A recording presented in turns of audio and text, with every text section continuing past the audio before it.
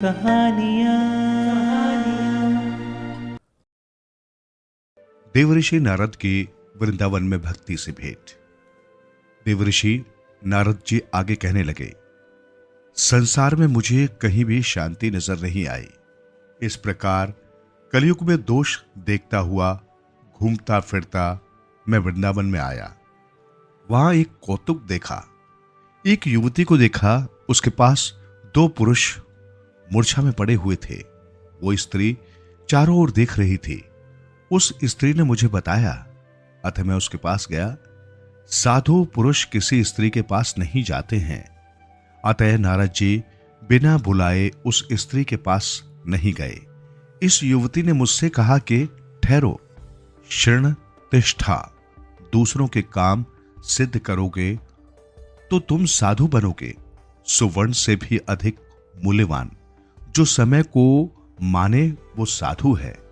जिसे समय की कोई कीमत नहीं, वो अंतकाल में खूब पछताता है। किसी का एक भी क्षण नहीं बिगाड़ना चाहिए।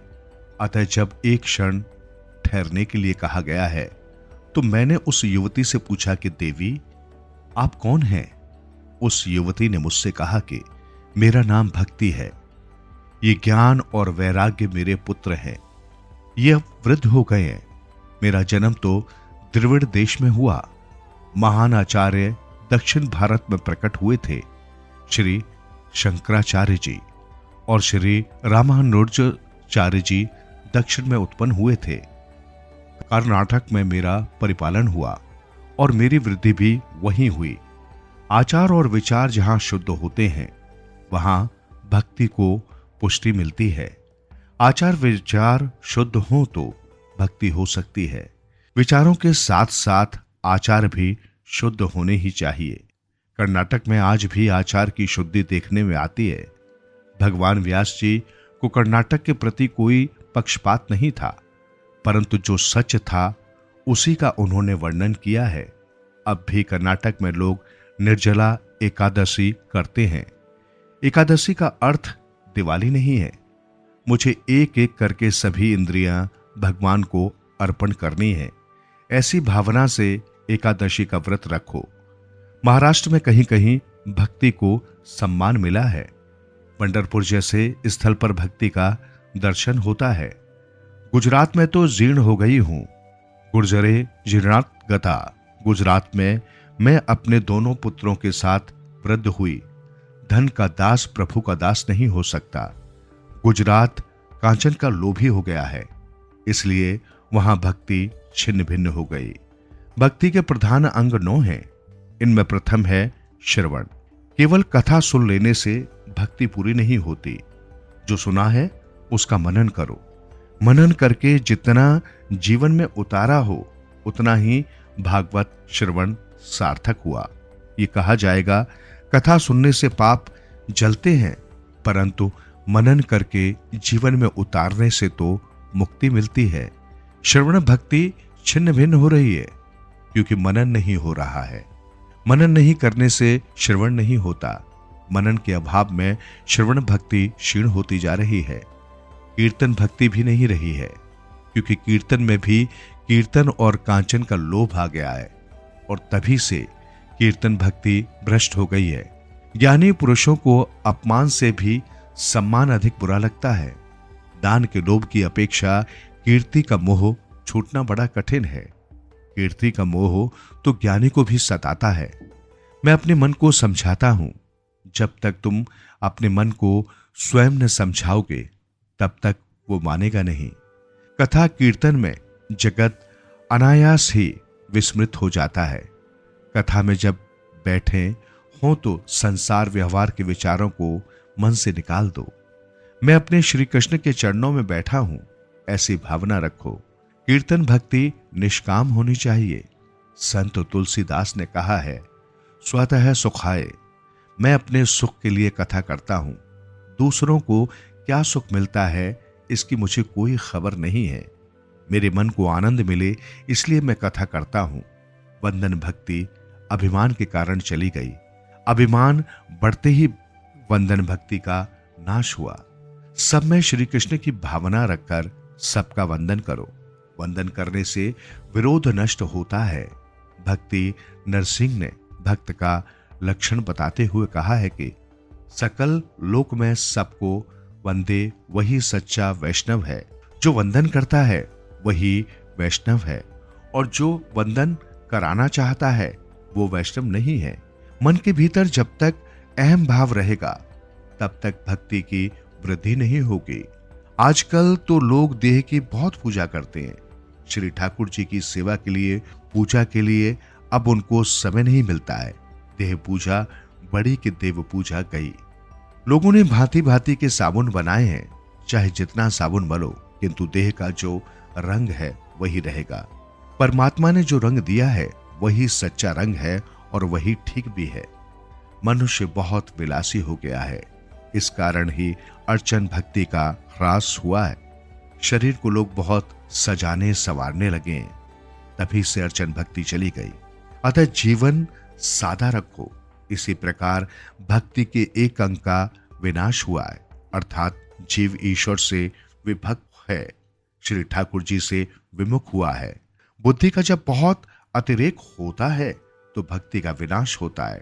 भक्ति छिन्न भिन्न हुई तो जीवन भी विभक्त हो गया, टुकड़े टुकड़े हो गया। भक्ति के दो बालक हैं, ज्ञान और वैराग्य। भक्ति का आदर ज्ञान और वैराग्य के साथ करो। ज्ञान और वैराग्य मूर्छित होते हैं तो भक्ति भी रोती है। कलयुग में ज्ञान और वैराग्य क्षीण होते हैं, बढ़ते नहीं हैं। ज्ञान जब से पुस्तकों में आकर समा गया तब से चला गया। नारद जी कहते हैं कि ज्ञान और वैराग्य को मूर्छा क्यों आई है, ये मैं जानता हूं। इस कली काल में जगत में अधर्म बहुत बढ़ गया है, इसी से इनको मूर्छा आई है। इस वृंदावन की प्रेम भूमि में तुमको पुष्टि मिली है। कलयुग में ज्ञान और वैराग्य की उपेक्षा होती है, अतः वे निरुत्साहित होकर वृद्ध और जीर्ण हो गए हैं। ज्ञान और वैराग्य के साथ मैं भक्ति को जागृत करूंगा। ज्ञान वैराग्य के साथ मैं भक्ति का प्रचार करूंगा।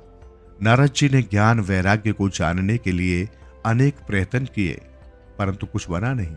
वेदों के अनेक पारायण किए तो भी ज्ञान वैराग्य की मूर्छा नहीं गई।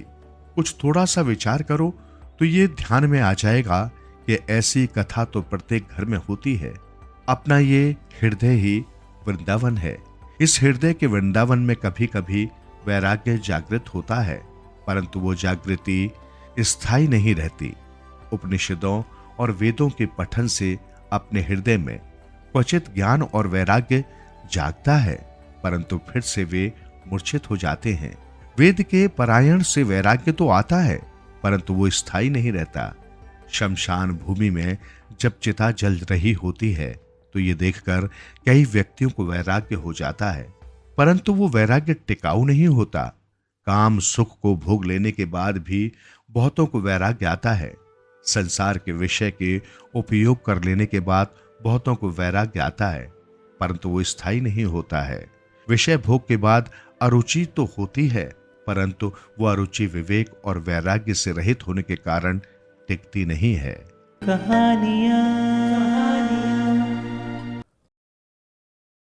परमात्मा का सत्य स्वरूप। सत्कर्म करते समय अनेक विघ्न उपस्थित होते हैं, जिनका नाश परमात्मा के ध्यान से होता है।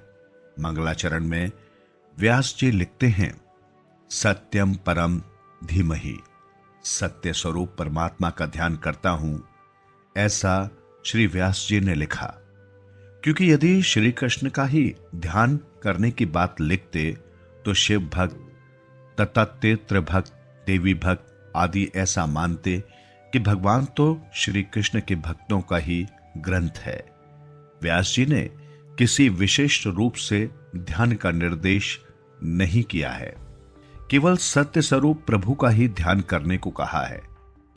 जिसे जिस किसी स्वरूप के प्रति आस्था हो उसी का ध्यान वो करे। संसार में विभिन्न लोगों की रुचि एक सी नहीं होती। शिव महिमन स्तोत्र में कहा है, वैष्णव शास्त्र आदि भिन्न भिन्न शास्त्रों की आस्था वाले लोग अपने अपने शास्त्रों को सर्वोत्तम मानते हैं और अपनी अपनी मनोवृत्ति के अनुसार सरल या कठिन मार्ग बताते मानते हैं, किंतु सच तो यह है कि इन सभी शास्त्रों अनुसारी मतों का प्राप्ति स्थल तो एक ही है। जिस तरह सरल और टेढ़ी मेढ़ी सभी नदियां एक ही समुद्र में जा मिलती हैं, हर किसी की रुचि और आस्था भिन्न भिन्न होने के कारण शिव, गणेश, रामचंद्र आदि विविध स्वरूपों को परमात्मा धारण करते हैं। सत्य, अविनाशी, अबाधित, अपरिवर्तनशील है।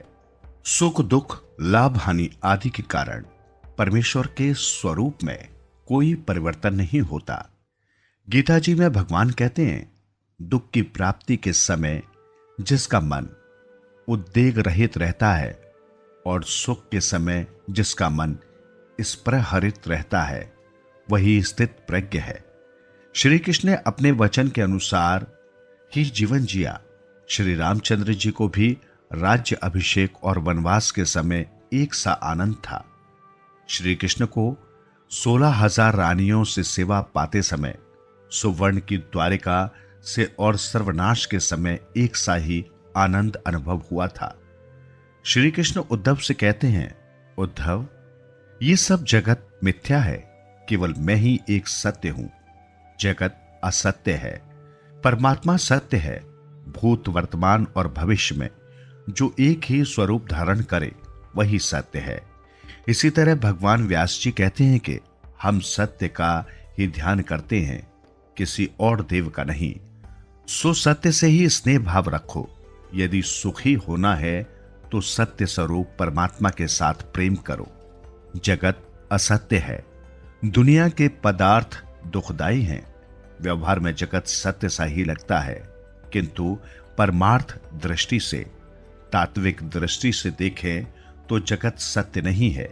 यही कारण है कि ज्ञानी पुरुष जगत का चिंतन नहीं करते और जगत अनित्य है ऐसा बार बार सोचते हैं। जिसे परमात्मा का अपरोक्ष ज्ञान होता है, वे जगत का सम्मान नहीं करते। सपने के टूट जाने के बाद ज्यों स्वप्न मिथ्या लगता है, वैसे ही भगवान के साक्षात्कार के बाद जगत मिथ्या लगता है। मनुष्य सदा एक स्वरूप में नहीं रहता। ईश्वर का एक ही स्वरूप है। उस पर काम, क्रोध, लोभ आदि असर नहीं डाल सकते। वो स्वयं आनंद रूप है। ईश्वर के बिना जो भी दिखाई देता है वो सब माया है, असत्य है और भास मात्र है। नकली रुपए से किसी का कोई मोह नहीं होता। उसी प्रकार इस असत्य नकली संसार से मोह न करो। स्त्री पुरुष मिलन सुखद है, किंतु वियोग अति दुखद है। वियोग अवश्य भावी है, ऐसा समझकर इस जगत के जीवों से प्रेम न करो। परमात्मा अविनाशी है, इसलिए उन्हीं से प्रेम करो।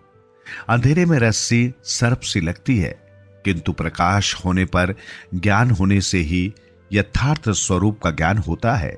इस दृष्टि से ही इस असत्य संसार को अज्ञानी मानव सत्य मानता है। जगत का भास ईश्वर के प्रति अज्ञान होने के कारण ही होता है। ईश्वर का ज्ञान न होने से ही तुम्हें ये जगत सत्य लगता है। वैसे तो ये दृश्य जगत भ्रामक है, मिथ्या है, किंतु परमात्मा पर आधारित होने के कारण ये सत्य सा लगता है। परमात्मा सत्य है, इसलिए जगत असत्य होने पर भी सत्य सा ही लगता है। जगत का अधिष्ठान आधार ईश्वर है और ईश्वर सत्य है, सो जगत भी सत्य लगता है। यदि राजा नकली मोतियों का हार पहने तब भी उसकी प्रतिष्ठा के कारण जनता तो उस हार को असली मोतियों का ही मानेगी, जबकि गरीब व्यक्ति के सच्चे मोतियों का हार उसकी गरीबी के कारण नकली ही समझा जाएगा। इसी तरह ये जगत नकली मोतियों का हार है, जिसे परमात्मा ने अपने गले में पहन रखा है। जगत में रहते हुए भी इसे मिथ्या समझो। दृश्यमान वस्तु नाशवान ही होती है। यद दृष्टम तद नष्टम। इसलिए ब्रह्म दृश्यमान जगत को आभास मात्र समझो। भगवान के प्रथम स्कंद के पहले अध्याय का दूसरा श्लोक भगवान का प्रस्तावना रूप है। भागवत का मुख्य विषय क्या है, भागवत का अधिकारी कौन है आदि का वर्णन इसे दूसरे श्लोक में किया गया है। श्रीमद् भागवत में प्राणी मात्र पर दया करने वाले और मत्सर रहित सत्पुरुषों के एकमात्र आधार रूप ईश्वर आराधना रूप निष्काम परम धर्म का वर्णन किया गया है। परमार्थ रूप जानने योग्य परम सुखदायी आध्यात्मिक अधिभौतिक तथा अधिदैविक ताप को हरने वाले उस परमात्मा रूप तत्व का भागवत में वर्णन है। जिस धर्म में कोई कपट नहीं है, ऐसा निष्कपट धर्म भागवत का मुख्य विषय है। नारद जी ने वाल्मीकि जी से राम मंत्र का जाप करने को कहा। वाल्मीकि जी ने भूल से राम के बदले मरा कर दिया और मरा मरा जपने लगे। फिर भी उनको फल तो राम के मंत्र के जाप का ही मिला। अतिशय पापी के मुख से आसानी से राम नाम नहीं निकलता। भगवान के हृदय में प्रवेश होने पर पाप को बाहर निकलना पड़ता है। सो पाप भगवान का नाम नहीं लेने देता। सेवा का फल सेवा है। मुक्ति की भी आशा मत करो।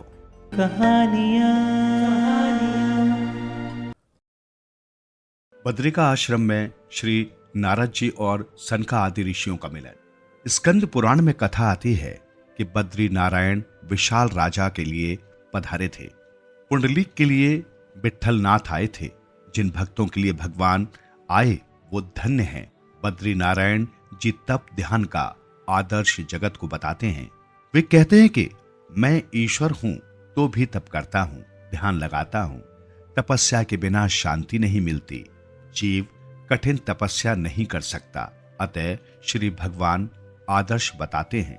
बालक जब दवाई नहीं खाता तो माता स्वयं उसे खाकर दिखाती है, जिससे बालक समझे कि दवाई भी एक खाने की वस्तु है। वैसे तो माता को दवाई खाने की कोई जरूरत नहीं है, परंतु बालक को समझाने के लिए वो भी खा लेती है। श्री बद्री नारायण के मंदिर में लक्ष्मी जी की मूर्ति मंदिर के बाहर है। स्त्री और बालक का संग तपस्या में विघ्न रूप है। इसमें स्त्री की कुछ निंदा नहीं है, काम की निंदा है। किसी को पत्नी और बालकों का त्याग नहीं करना है, इसलिए कहना पड़ता है कि पत्नी और बच्चों के साथ रहकर घर में ही भगवान का भजन करो। इस तरह तपस्विनी स्त्री के लिए पुरुष का संग त्याज्य है। विशालपुरी में जहां सनत कुमार विराजते थे, एक दिन नारद जी घूमते हुए आ गए। वहां सनकादि ऋषियों के साथ नारद जी का मिलन हुआ। नारद जी का मुख उदास देखकर सनकादि ने उनसे उदासीनता का कारण पूछा कि आप चिंता में क्यों हैं? आप हरिदास हैं, श्री कृष्ण का दास, कभी होवे नहीं उदास। वैष्णव तो सदा प्रसन्न रहता है। जो चिंता न करे वही तो वैष्णव है। वैष्णव तो प्रभु का चिंतन करता है। फिर भी आप प्रसन्न क्यों नहीं है? नारद जी ने कहा कि मेरा देश दुखी है। सत्य तप दान दया रहे नहीं है। मनुष्य बोलता है कुछ और उसके मन में कुछ और ही होता है। इसी तरह वो करता भी कुछ और ही है। और क्या कहूं, उदाहरण भारिणों जीवा। जीव केवल अपने अपने पेट भरने वाले और स्वार्थी हो गए। समाज में किसी के जीवन में भी सुख शांति नहीं रही है। मैंने अनेक स्थानों का परिभ्रमण किया है, फिर भी मुझे शांति नहीं मिली। आज सारा देश दुखी क्यों हो रहा है? नारद जी ने इसके कई कारण बताए हैं। धर्म और ईश्वर में जब तक आस्थावान नहीं बने तब तक देश सुखी नहीं हो सकता। जिसके जीवन में धर्म का स्थान प्रधान नहीं है, उसे जीवन में कभी शांति नहीं मिलती। धर्म और ईश्वर को भूलने वाला मानव कभी सुखी नहीं होता। जगत में अब धर्म रह ही कहां है? नारद जी ने ये दुख से कहा कि अब इस जगत में सत्य नहीं रहा है। सत्य नासिति। जगत में असत्य बहुत बढ़ गया है। असत्य के समान कोई पाप नहीं है। उपनिषदों में कहा गया है कि असत्य भाषी को न केवल पाप लगता है, अपितु उसके पुण्यों का भी क्षय होता है। यदि सच्चा आनंद पाने की इच्छा रखते हो तो सत्य में निष्ठा रखो। असत्य बोलने वाला व्यक्ति न तो कभी सुखी हुआ है और न कभी होगा। मितभाषी बनोगे तो सत्यभाषी बन सकोगे। जगत में कहीं भी पवित्रता दिखाई नहीं देती। शरीर और वस्त्रों को जिस प्रकार साफ सुथरे रखते हैं, उसी प्रकार मन को भी पवित्र रखना चाहिए। मनुष्य कपड़ों को तो स्वच्छ रखता है, किंतु मन को स्वच्छ नहीं रखता। मन को बिल्कुल पवित्र रखो, क्योंकि मन ही तो साथ साथ जाएगा। जगत में कहीं भी नीति का दर्शन नहीं होता। नीति और अनीति से बहुत कुछ धन संपत्ति जुटानी है और कुमार्ग में खर्च भी करनी है। कुटुंब सुख के उपरांत भी कोई सुख या नहीं, इसका विचार भी मनुष्य नहीं करता है। वो यही सोचता है कि इस धन संपत्ति से मैं अपने कुटुंब को सुखी करूंगा। अपनी इंद्रियों का वो इतना दास बन जाता है कि उसे कोई पवित्र विचार आता ही नहीं है। शरीर और इंद्रियों के सुख में वो ऐसा फंसा है कि शांति से विचार भी नहीं कर सकता कि सच्चा और श्रेष्ठ आनंद कौन सा है और कैसे मिल सकता है। जीवन में जब तक कोई पवित्र लक्ष्य निश्चित नहीं होगा, तब तक पाप रुकेंगे ही नहीं। जो लक्ष्य को लक्ष्य में रखता है वही पाप से बच सकता है। मनुष्य को अपने जीवन का लक्ष्य मालूम नहीं है। वो मंदबुद्धि करने योग्य कार्यों को करता ही है। जगत में पाप बहुत बढ़ गया है। अन्न विक्रय होने लगा है। इसी से धरती माता ने अन्न को अपने पेट में समेट लिया है। अन्न विक्रय पाप है। ज्ञान का भी विक्रय होने लगा है। ज्ञान का विक्रय मत करो। ब्राह्मण को चाहिए कि वो निष्काम भाव से जगत को ज्ञान का दान करे। अन्नदान से भी ज्ञान दान श्रेष्ठ है, कारण ज्ञान से सदा शांति मिलती है। जब से अन्न और ज्ञान का विक्रय होने लगा है, तब से पवित्रता नष्ट हो गई है और पाप बढ़ रहा है। मनुष्य की भावना जब से बिगड़ी है, तब से विश्व में उसका जीवन भी विकृत हो गया है। आज की कहानी है न्याय। एक तोता पेड़ पर घोंसला बनाकर मजे से रहता था। एक दिन वो दाना पानी के चक्कर में अच्छी फसल वाले खेत में पहुंच गया। वहां खाने पीने की मौज से बड़ा खुश हुआ। उस खुशी में रात को वो घर आना भी भूल गया और उसके दिन मजे से वहीं बीतने लगे। इधर शाम को एक हंस उस पेड़ के पास आया जहां चिड़े का घोंसला था। हंस ने उस घोंसले में झांक कर देखा तो पता चला कि वो खाली पड़ा है। घोंसला अच्छा खासा बड़ा था, इतना कि वो हंस उसमें आराम से रह सकता था। उसे ये बना बनाया घोंसला पसंद आ गया और उसने वहीं रहने का फैसला कर लिया। कुछ दिनों बाद वो तोता मोटा ताजा बनकर अपने घोंसले की याद आने पर वापस लौटा। उसने देखा कि घोंसले में हंस आराम से बैठा हुआ है। उसे बड़ा गुस्सा आया। उसने हंस से कहा, चोर कहीं के, मैं नहीं था तो मेरे घर में घुस गए हो। चलो निकलो मेरे घर से। जरा भी शर्म नहीं आई मेरे घर में रहते हुए। हंस शांति से जवाब देने लगा, कहाँ है तुम्हारा घर? कौन सा तुम्हारा घर? वो तो मेरा घर है। पागल हो गए हो तुम? अरे कुआं, तालाब या पेड़ एक बार छोड़कर कोई जाता है तो अपना हक भी गवा देता है। यहाँ तो जब तक हम हैं वो अपना घर है, बाद में तो उसमें कोई भी रह सकता है। अब ये मेरा घर है, बेकार में मुझे तंग मत करो। तोता बोला, ऐसे बहस करने से कुछ हासिल नहीं होने वाला। किसी पंडित के पास चलते हैं, वो जिसके हक में फैसला सुनाएगा उसे घर मिल जाएगा। उस पेड़ के पास ही एक नदी बहती थी। वहां पर एक लोमड़ी बैठी थी। वो कुछ पूजा पाठ करती नजर आ रही थी। वैसे तो वो लोमड़ी इन दोनों की जन्मजात शत्रु थी, लेकिन वहां और कोई भी नहीं था, इसलिए उन दोनों ने उसके पास जाना और उससे न्याय लेना ही उचित समझा। सावधानी बरतते हुए लोमड़ी के पास जाकर उन्होंने अपनी समस्या बताई। उन्होंने कहा, हमने अपनी उलझन तो बता दी, अब इसका हल क्या है, इसका जवाब आपसे सुनना चाहते हैं। जो भी सही होगा उसे वो घोंसला मिल जाएगा और जो झूठा होगा उसे आप खा लेना। चतुर लोमड़ी ने कहा, अरे ये तुम कैसी बातें कर रहे हो? हिंसा जैसा दूसरा पाप नहीं इस दुनिया में। दूसरों को मारने वाला खुद नरक में जाता है। मैं तुम्हें न्याय देने में मदद करूंगी, लेकिन झूठे को खाने की बात है तो वो मुझसे नहीं हो पाएगा। मैं एक बात तुम लोगों को कानों में कहना चाहती हूँ, जरा मेरे करीब आओ तो। हंस और तोता खुश हो गए। अब फैसला होकर रहेगा और उसके बिल्कुल करीब गए। फिर क्या, करीब आए हंस को पंजे में पकड़कर मुंह से चिड़े को नोच लिया। दोनों का काम तमाम कर दिया। अपने शत्रु को पहचानते हुए भी उस पर विश्वास करने से हंस और तोते को अपनी जान गंवानी पड़ी।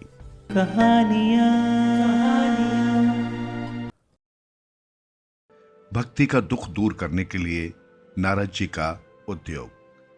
ज्ञान, वैराग्य और भक्ति आदि सब कुछ वेदों से ही उत्पन्न हुए हैं, परंतु वेदों की भाषा गूढ़ है, इसलिए सामान्य मनुष्य की समझ में कुछ नहीं आता। कलयुग में तो श्री कृष्ण कथा और श्री कृष्ण कीर्तन से ही ज्ञान और वैराग्य जागृत होते हैं। नारद जी चिंता में फंसे हैं कि ज्ञान और वैराग्य की मूर्छा उतरती नहीं है। उसी समय आकाशवाणी हुई कि तुम्हारा प्रयत्न उत्तम है।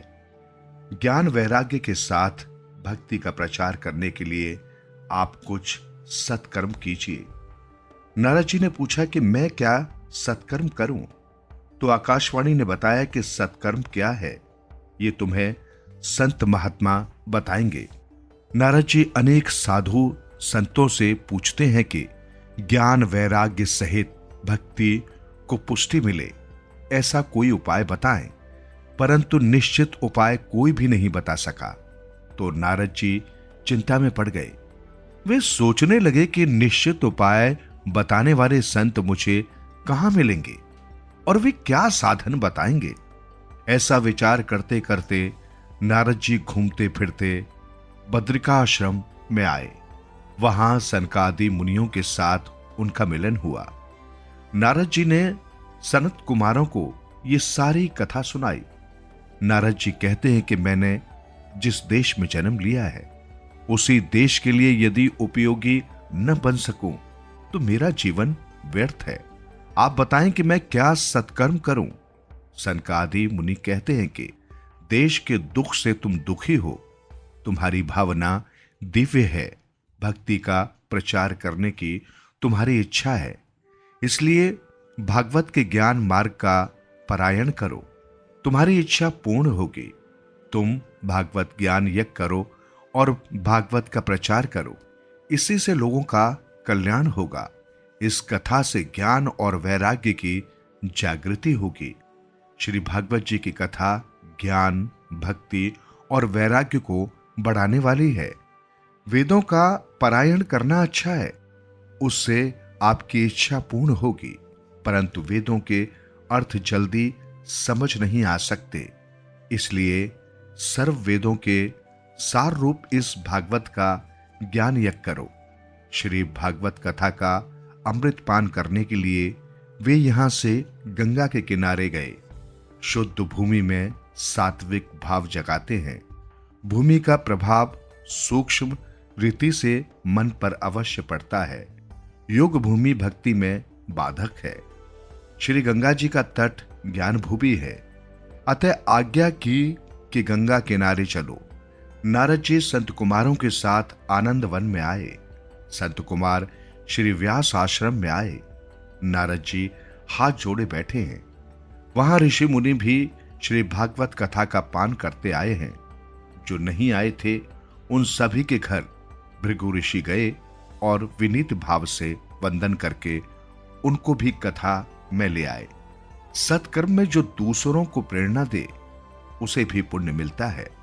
कथा के आरंभ में भगवान की जय जयकार करते हैं और हरे नमा महामंत्र है। सारी प्रवृत्तियों को छोड़कर मनुष्य ध्यान में बैठता है। वहां भी माया विघ्न करती है। अनादि काल से मनुष्य का माया के साथ युद्ध होता आया है। जीव ईश्वर के पास जाता है जो माया को अप्रिय लगता है। जीव सब प्रकार के मोह छोड़कर प्रभु के पास जाए, ये माया को प्रिय नहीं लगता। माया का कोई एक रूप नहीं है। ईश्वर जिस प्रकार व्यापक है वैसे ही माया भी व्यापक जैसी है। जीव और ईश्वर के मिलने से सदैव विघ्न डालती रहती है। माया मन को चंचल बनाती है। माया मनुष्य को समझाती है कि स्त्री, बालक और धन संपत्ति आदि में ही सुख है। माया मनुष्य को पराजित कर देती है। मनुष्य की हमेशा हार होती है और माया की जीत। इसका कारण है कि मनुष्य प्रभु की जय जयकार जो नहीं करता। कथा भजन में प्रेम से ईश्वर का जयकारा करना चाहिए कि जिससे माया की हार हो और अपनी जीत हो। प्रभु का जय जयकार करोगे तो तुम्हारी भी जीत होगी और तुम्हारी भी जय जयकार होगी। भूख और तृष्णा को भूलोगे नहीं, तो पाप होते ही रहेंगे। भूख और प्यास को सहन करने की आदत होनी चाहिए। आगे कथा आएगी कि राजा परीक्षित जी की बुद्धि भूख और प्यास के कारण ही बिगड़ी थी। सूत जी सावधान करते हैं, हे राजन, नारद जी आज श्रोता बनकर बैठे हैं और सनका आदि आसन पर विराजमान है, अतः जय जयकार शुद्ध होने लगा है। ये भागवत की कथा अति दिव्य है। इस कथा को जो प्रेम से सुनेगा, परमात्मा उसके कान में से हृदय में उतरेंगे। नेत्र और श्रोता को जो पवित्र रखते हैं, उनके हृदय में श्री परमात्मा आते हैं। भगवान श्री कृष्ण कानों से, आंखों से, मन में आते हैं। बार बार जो श्री कृष्ण की कथा सुनता है, उसके कानों से श्री कृष्ण हृदय में पधारते हैं। पाप भी कानों से ही मन में आता है। कानों को कथा श्रवण कराओगे, स्वयं श्री भागवत की कथाएं सुनोगे, तो मन भगवान में स्थिर होगा। कानों से भगवान हृदय में आएंगे। श्री भगवान के हृदय प्रवेश के लिए हमारी देह, आंखें और कान द्वार हैं, साधन है। कई लोग आंखों से ही प्रभु के स्वरूप को मन में उतारते हैं, तो कुछ और लोग कान से श्रवण करके श्री भगवान को हृदय में उतारते हैं। अतः आंख और कान दोनों को पवित्र रखो, वहां श्री कृष्ण को पधराओ। प्रत्येक सत्कर्म के आरंभ में शांति पाठ किया जाता है। हे देव, कानों से हम कल्याणकारी वचन सुने, कान और आंख पवित्र हो, फिर सत्कर्मों का आरंभ हो। इसलिए तो पूजा में गुरु महाराज कानों और आंखों में पानी लगाने को कहते हैं। विशुद्ध इंद्रियों में ही परमात्मा का प्रकाश होता है। इसलिए इंद्रियों को शुद्ध करो और शुद्ध रखो, मन को भी शुद्ध करो और शुद्ध रखो। काल नहीं बिगड़ा है, मन ही बिगड़ा है। नेत्र और श्रोत्र को पवित्र करने के बाद कथा का आरंभ होता है। सनकादि मुनि कहते हैं कि इस भागवत शास्त्र में 18,000 श्लोक हैं। 18 की संख्या परिपूर्ण है। श्री राम कृष्ण परिपूर्ण है, अतः नवमी के दिन प्रकट हुए हैं। श्री कृष्ण नवमी के दिन ही गोकुल में आए हैं, तभी नंद महोत्सव करने में आया है।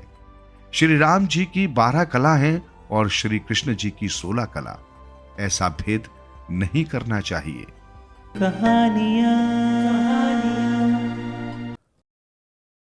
भगवान के अवतारों का वर्णन। भागवत में प्रधानता कृष्ण कथा की है, परंतु ये कथा आखिर में आती है। भगवान के अवतारों की कथा सुनने से जीवन सुधरता है। भगवान के सारे धर्म जीव में उतर आए, यही अवतार हुआ। तीसरे अध्याय में 24 अवतारों की कथा संक्षेप में कही गई है। पहला अवतार सनंत कुमारों का है, वो ब्रह्मचार्य का प्रतीक है। सब धर्मों में ब्रह्मचार्य पहले आता है। ब्रह्मचार्य के बिना मन स्थिर नहीं होगा। ब्रह्मचार्य से मन, बुद्धि, चित्त और अहंकार पवित्र होते हैं। ब्रह्मचार्य का पालन करने से अंतःकरण शुद्ध होता है। पहला कदम है ब्रह्मचार्य। दूसरा अवतार वाराह का है। वाराह अर्थात श्रेष्ठ दिवस कौन सा है? जिस दिन सत्कर्म हो, वो दिन श्रेष्ठ। सत्कर्म में लोभ विघ्न करने आता है। लोभ को संतोष से मारो। वाराह अवतार संतोष का अवतार है। प्राप्त स्थिति में संतोष मानो। लोभ को मारकर प्रभु जिस स्थिति में रखे, उसी में संतोष मानो। यही वाराह अवतार का रहस्य है। तीसरा अवतार है नारद जी का। ये भक्त का अवतार है। ब्रह्मचर्य का पालन करें और प्राप्त स्थिति में संतोष माने, उसे नारद अर्थात भक्ति मिले। नारद जी भक्ति के आचार्य हैं। चौथा अवतार नर नारायण का है। भक्ति मिले तो उससे भगवान का साक्षात्कार होता है। भक्ति द्वारा भगवान मिलते हैं, परंतु भक्ति यदि ज्ञान और वैराग्य बिना होगी तो दृढ़ नहीं होगी। ज्ञान और वैराग्य सहित भक्ति होनी चाहिए। भक्ति में ज्ञान और वैराग्य की जरूरत है। इसलिए 5वां अवतार कपिल देव है, ज्ञान वैराग्य का। वैराग्य को जीवन में उतारो। ज्ञान और वैराग्य के साथ भक्ति आएगी तो भक्ति सदा के लिए स्थिर रहेगी। छठा अवतार है दत्तात्रेय जी का। ऊपर बतलाए हुए 5 गुण ब्रह्मचर्य, संतोष, ज्ञान, भक्ति और वैराग्य आप में आएंगे तो आप गुणातीत होंगे, और जब आप अत्रि होंगे तो भगवान आपके यहाँ आएंगे। ऊपर के 6 अवतार ब्राह्मण के लिए हैं। 7वां अवतार यज्ञ का, 8वां अवतार ऋषभ देव का, 9वां अवतार पृथु राजा का और 10वां मत्स्य नारायण का है। ये 4 अवतार क्षत्रियों के लिए हैं, धर्म का आदर्श बताने के लिए है। 11वां अवतार कर्म का है, 12वां अवतार धन्वंतरी का, 13वां अवतार मोहिनी नारायण का। ये अवतार वैश्यों के लिए है। प्रभु ने इससे वैश्यों के जैसी लीला की है।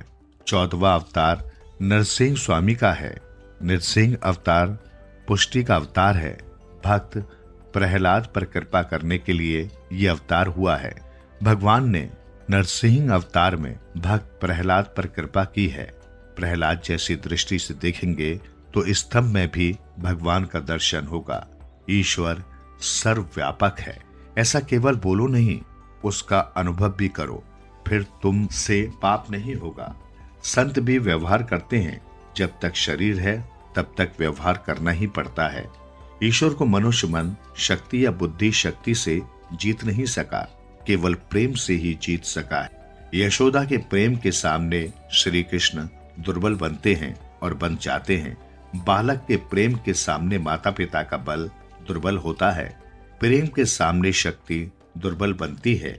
आप भी परमात्मा पर खूब प्रेम बढ़ाओ, वो भगवान दुर्बल होकर आपके पास आएगा। 15वां अवतार वामन भगवान का है, जो पूर्ण निष्काम है, जिसके ऊपर नीति का छत्र है। जिसने धर्म का कवच पहना है उसे भगवान भी नहीं मार सकता है। बलि राजा की तरह ये है वामन चरित्र का रहस्य। परमात्मा बड़े हैं, तब भी बलि राजा के आगे वामन अर्थात छोटे बनते हैं। 16वां अवतार है परशुराम का, ये आवेशवा अवतार है। 17वां व्यास नारायण का अर्थात ज्ञान का अवतार है। 18वां राम जी का अवतार है, ये मर्यादा पुरुषोत्तम का अवतार है। राम की मर्यादा का पालन करो, जिससे तुम्हारा काम मिटेगा, अर्थात कन्हैया मिलेगा। 19वां अवतार है श्री कृष्ण का। कृष्णस्तु भगवान स्वयं, श्री कृष्ण तो स्वयं भगवान है। राम और कृष्ण एक हैं। मनुष्य दिन में 2 बार भान भूलता है। दिन के 12 बजे भूख से भान भूलता है और रात को निर्वृत्ति में काम सुख याद आता है, इसलिए भान भूलता है। इन दोनों समयों को संभालना है। सवेरे श्री राम जी को याद करो और रात को श्री कृष्ण को। ये दोनों समय बचाएंगे। राम जी की मर्यादा का पालन करो तो श्री कृष्ण पुष्टि पुरुषोत्तम पुष्टि अर्थात कृपा करेंगे। संत एकनाथ जी महाराज ने इन दोनों अवतारों की सुंदर तुलना की है। राम जी राजमहल में पधारे और कन्हैया कारागृह में। एक के नाम के अक्षर सरल और दूसरे के नाम के अक्षर जुड़े हुए हैं। पढ़ाते समय सरल अक्षर पहले पढ़ाए जाते हैं, जुड़े हुए बाद में। राम ये सरल अक्षर है, श्री कृष्ण ये जुड़े हुए अक्षर हैं।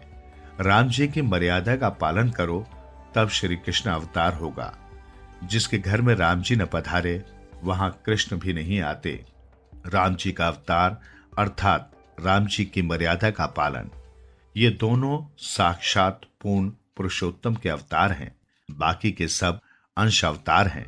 पूर्ण अवतार और अंश अवतार का रहस्य ये है, अल्पकाल के लिए अल्प जीवों के उद्धार के लिए जो अवतार होता है वो अंश अवतार है, और अनंत काल के लिए तथा अनंत जीवों के कल्याण के लिए जो अवतार होता है वो पूर्ण अवतार है, ऐसा संत मानते हैं। भागवत में कथा तो करनी है कन्हैया की, परंतु क्रम से दूसरे अवतारों की कथा सुनाकर अधिकार प्राप्त हो तो कन्हैया आए। इसके पीछे हरि, कलिक, बुद्ध आदि कुल 24 अवतार हुए हैं। परमात्मा के 24 अवतार परमात्मा शब्द में से ही निकले हैं। ब्रह्मांड भी ईश्वर का अवतार है। कई ब्रह्मांड में ईश्वर को देखते हैं तो कई संसार के सब पदार्थों में भागवत स्वरूप का दर्शन करते हैं। समस्त ब्रह्मांड को भगवत रूप मानते हैं। सबको दृष्टा परमात्मा माया के कारण दृश्य जैसा दिखता है। स्थूल और सूक्ष्म शरीर का अविद्या से आत्मा में आरोप करने में आया है। आत्मा में आत्म स्वरूप के ज्ञान से जब ये आरोप दूर हो जाए तो उस समय ब्रह्म का साक्षात्कार होता है। इति तत् ब्रह्म दर्शनम का सिद्धांत तभी समझ में आएगा। भगवान वेद व्यास जी ने भगवत चरित्रों से परिपूर्ण भागवत नाम का पुराण बनाया। भगवान श्री कृष्ण धर्म ज्ञान आदि सहित स्वधाम पधारे तो इस कलयुग में अज्ञान रूपी अंधकार से लोग अंधे हो गए। उस समय भागवत पुराण प्रकट हुआ। ये पुराण सूर्य रूप है। सुखदेव जी ने राजा परीक्षित को जब ये कथा सुनाई है उस समय मैं वहां उपस्थित था। यथामति ये पुराण कथा मैं आपको सुनाता हूँ। शौनक जी ने पूछा, व्यास जी ने भागवत की रचना किस अभिप्राय से की और रचना करने के बाद इसका प्रचार किस तरह से किया? यदि कथा हमें सुनाइए। अतिशय लोभी जैसे प्रतिपल धन का ध्यान करता है, वैसे ही ज्ञानी प्रतिपल ईश्वर का ध्यान करता है, स्मरण करता है। ज्ञानी एक पल भी ईश्वर से अलग नहीं रह सकता। सुखदेव जी की जन्म से ही ब्रह्माकार वृत्ति है। वे भागवत पढ़ने गए, ये हमें आश्चर्य लगता है। सुखदेव जी की प्रशंसा खूब की गई है। सुखदेव जी की देव दृष्टि थी, देह दृष्टि नहीं थी। जब तक देह दृष्टि है तब तक दुख है। सुखदेव जी स्नान करती अप्सराओं के आगे से निकले तब भी निर्विकार थे। एक समय ऐसा हुआ कि एक सरोवर में अप्सराएं स्नान कर रही थी। वहां से नग्न अवस्था में सुखदेव निकले। अप्सराओं ने पूर्वत स्नान करना चालू रखा और किसी प्रकार की लज्जा का अनुभव नहीं किया, कपड़े भी नहीं पहने। थोड़ी देर में व्यास जी वहां से निकले। उन्होंने कपड़े भी पहने थे, परंतु व्यास जी को देखकर अप्सराओं ने तुरंत ही अपने वस्त्र पहन लिए। व्यास जी ने इस बात को देखा तो वो आश्चर्य में पड़ गए कि ऐसा क्यों हुआ। अप्सराओं से इसका कारण पूछा।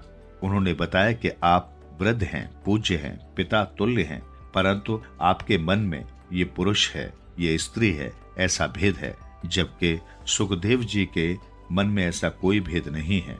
सुखदेव जी केवल ब्रह्म ज्ञानी ही नहीं, ब्रह्म दृष्टि रखकर घूमते हैं। सुखदेव जी की अभेद दृष्टि सिद्ध हो चुकी है। उन्हें ये खबर नहीं कि ये स्त्री है, ये पुरुष है। संत के दर्शन करने वाला भी निर्विकारी बनता है। सुखदेव जी का दर्शन करके अप्सराएं भी निर्विकारी बनी हैं, निष्काम हुई हैं। अप्सराओं को लगा कि धिक्कार है हमें, इस महापुरुष को तो देखो, ये महापुरुष प्रभु प्रेम में कैसा पागल बना हुआ है। राजा जनक के दरबार में एक समय सुखदेव जी और नारद जी पधारे। सुखदेव जी ब्रह्मचारी हैं और ज्ञानी भी। नारद जी भी ब्रह्मचारी हैं और भक्ति मार्ग के आचार्य भी। दोनों महापुरुष हैं, मगर इन दोनों में श्रेष्ठ कौन है? राजा जनक इसका समाधान नहीं कर सके। परीक्षा किए बिना कैसे फैसला हो? राजा जनक की रानी सुनैना ने निश्चय किया कि वो दोनों की परीक्षा लेंगी। सुनैना रानी ने दोनों को अपने घर बुलाया और झूले पर बिठाया। इसके बाद सुनैना रानी श्रृंगार सजाकर आई और झूले पर उन दोनों के बीच बैठ गई। इससे नारद जी को कुछ संकोच हुआ।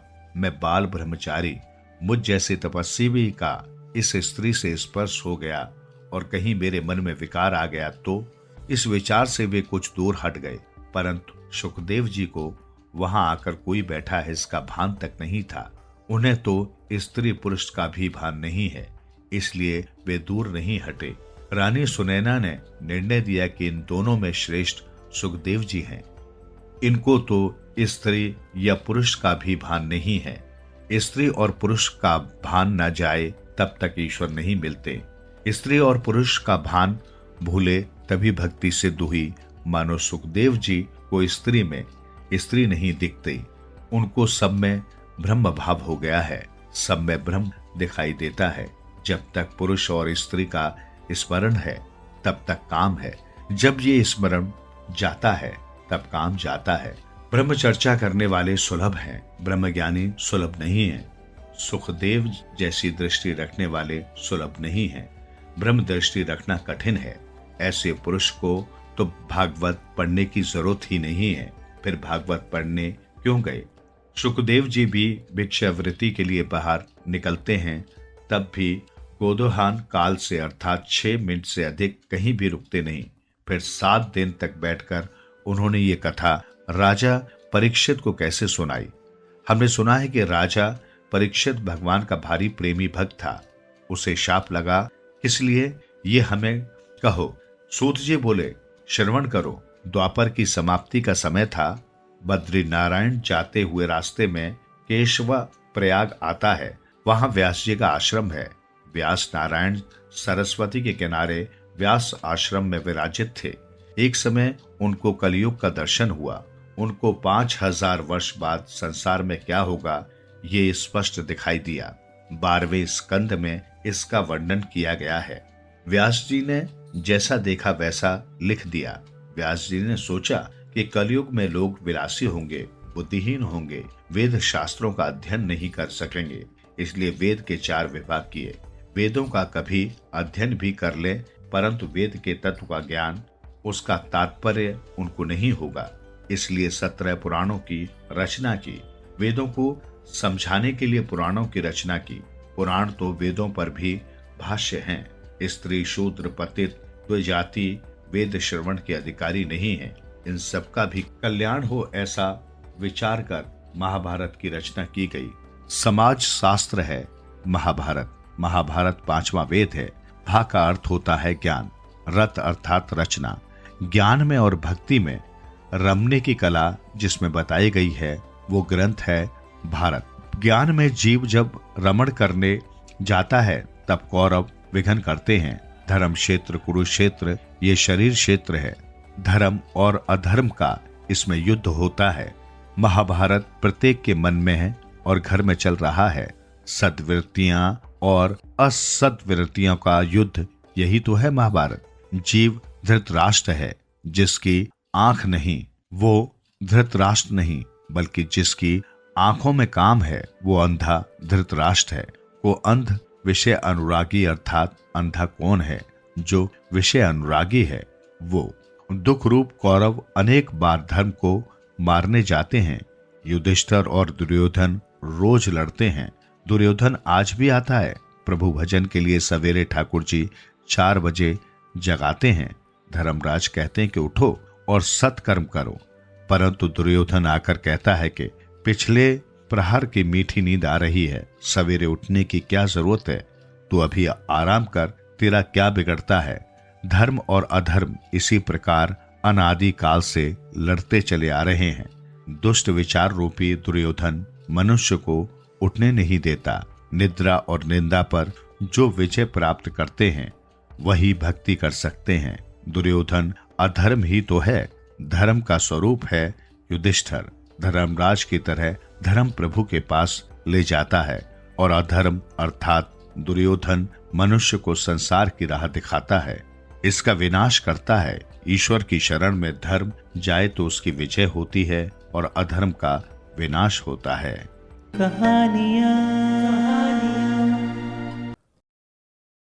भागवत का फल निष्काम भक्ति। भागवत का मुख्य विषय है निष्काम भक्ति। जहां भोग इच्छा है वहां भक्ति नहीं होती। भोग के लिए की गई भक्ति से भगवान प्रसन्न नहीं होते। भोग के लिए भक्ति करने वालों को संसार प्यारा है, भगवान नहीं। भगवान के लिए ही भक्ति करो। भक्ति का फल भगवान होना चाहिए, संसार सुख नहीं। जो ऐसा सोचते हैं कि भगवान मेरा काम कर दे या भगवान मेरे काम आए, उन्हें वैष्णव नहीं कहा जा सकता। भगवान से कोई संतान मांगता है तो कोई धन, तब भगवान सोचते हैं कि मेरे लिए तो मंदिरों में कोई आता ही नहीं है, सब अपना अपना मनोरथ मुझसे पूरा करने के लिए ही आते हैं। सच्चा वैष्णव तो भगवान से कहेगा कि मैं तो अपनी ज्ञान इंद्रियां, काम इंद्रियां, मन आदि सब कुछ तुम्हारे चरणों में अर्पित करने के लिए आया हूं। सच्चा वैष्णव भगवान से न तो दर्शन मांगता है और न ही मुक्ति। वो यदि कुछ मांगेगा तो केवल इतना ही कि वो भगवान की सेवा में ही तन्मय होता रहे। मांगने से प्रेम की धारा टूट जाती है, प्रेम का प्रमाण घटने लगता है। इसलिए प्रभु से कुछ भी मत मांगो। भगवान को अपना ऋणी बनाओ। श्री रामचंद्र जी ने राज्य अभिषेक के प्रसंग पर सभी वानरों को भेंट दी, किंतु हनुमान जी को कुछ नहीं दिया। इस घटना से सीता जी को दुख हुआ। उन्होंने श्री राम से कहा कि हनुमान को भी कुछ दीजिए। श्री राम जी ने कहा कि उसे मैं क्या दूं? उसने तो मुझ पर कितने ही उपकार किए हैं और मुझे ऋणी बनाया है। श्री राम हनुमान जी से कहते हैं, शुद्ध प्रेम में लेने की भावना नहीं होती, देने की होती है। मोह भोग की इच्छा करता है, जबकि प्रेम भोग देता है। प्रेम में मांग नहीं होती, प्रेम में अपेक्षा का भाव जगा के सच्चा प्रेम भागा ही समझे। भक्ति से मांगी हुई वस्तु मिलेगी तो जरूर, किंतु भगवान हाथ से निकल भागेंगे। नित्य देने वाला चला जाएगा। गीता के 7वें अध्याय के 23वें श्लोक में कहा है, सकामी भक्त जिन जिन देवताओं की पूजा करते हैं, उन सभी देवताओं द्वारा मैं इच्छित भोगों की पूर्ति करता हूं, किंतु मेरी निष्काम भक्ति करने वाले भक्त मुझे ही प्राप्त करते हैं। भगवान से धन मांगोगे तो उतना ही वे देंगे, किंतु वे स्वयं नहीं मिलेंगे। भगवान से जितना मांगोगे उतना ही वे देंगे, किंतु प्रेम कम हो जाएगा। व्यवहार में भी हम ये अनुभव करते हैं कि जब तक कुछ मांगा ना जाए तब तक ही दो मित्रों की मैत्री प्रेम पूर्ण रहती है। गोपियां नयन दृष्टि भी श्री कृष्ण को ही देती हैं और मन भी। वे श्री कृष्ण से कुछ भी मांगने की अपेक्षा सर्वस्व अर्पण ही करती हैं। भगवान से कुछ मांगोगे तो प्रेम खंडित होगा। हमेशा ऐसा ही मानिए कि प्रभु ने मुझे बहुत दिया है। कई लोग हर वर्ष डाकोर जी तीर्थ की यात्रा करते हैं। वे रणछोड़ती जी से कहते हैं कि मैं 6 वर्षों से आपके दर्शनार्थ आता रहा हूं, फिर भी मुझे पुत्र नहीं मिला। भगवान उसे पुत्र तो देते हैं, किंतु साथ साथ कहते हैं कि अब मेरा और तेरा संबंध टूट चुका। डाकोर जी अपेक्षा से कुछ कम दें तो मानिए कि वे तो परिपूर्ण हैं, किंतु मेरी पात्रता अधूरी होने से ही मुझे कम मिला है। निष्काम भक्ति उत्तम है। वैष्णव मुक्ति की भी अपेक्षा नहीं करता। हरि के जन तो मुक्ति भी नहीं मांगते। मुक्ति की अपेक्षा से भक्ति में अलौकिक आनंद है। भक्ति में जिसे आनंद मिलता है उसे मुक्ति का आनंद तुच्छ और नगण्य लगता है। वेदांती तो मानते हैं कि इस आत्मा को बंधन है ही नहीं, तो फिर मुक्ति का प्रश्न ही कैसे उठता है। वैष्णव मानते हैं कि मुक्ति तो मेरे भगवान की दासी है। दासी की अपेक्षा मेरे भगवान गुरुतर हैं। भगवान मेरा काम करें, ऐसी अपेक्षा कभी न करो। रामकृष्ण परमहंस को कैंसर की बीमारी लग गई। शिष्यों ने कहा कि माताजी से कहिए कि वे आपकी बीमारी का इलाज कर दें। रामकृष्ण ने कहा कि अपनी माता को मैं अपने लिए तकलीफ नहीं दूंगा। भक्ति का अर्थ ये तो नहीं है कि अपने सुख के लिए डाकोर जी को हम त्रास दें, परिश्रम दें। मांगने की सच्ची मैत्री के गौरव की हानि होती है। सच्चा और समझदार मित्र कभी कुछ नहीं मांगता। सुदामा की भगवान के प्रति सच्ची भक्ति थी। वे दरिद्र थे। पत्नी ने कुछ मांगने के लिए उन्हें भगवान के पास भेजा। सुदामा भगवान के पास आए, किंतु मांगने के लिए नहीं, मिलने के लिए।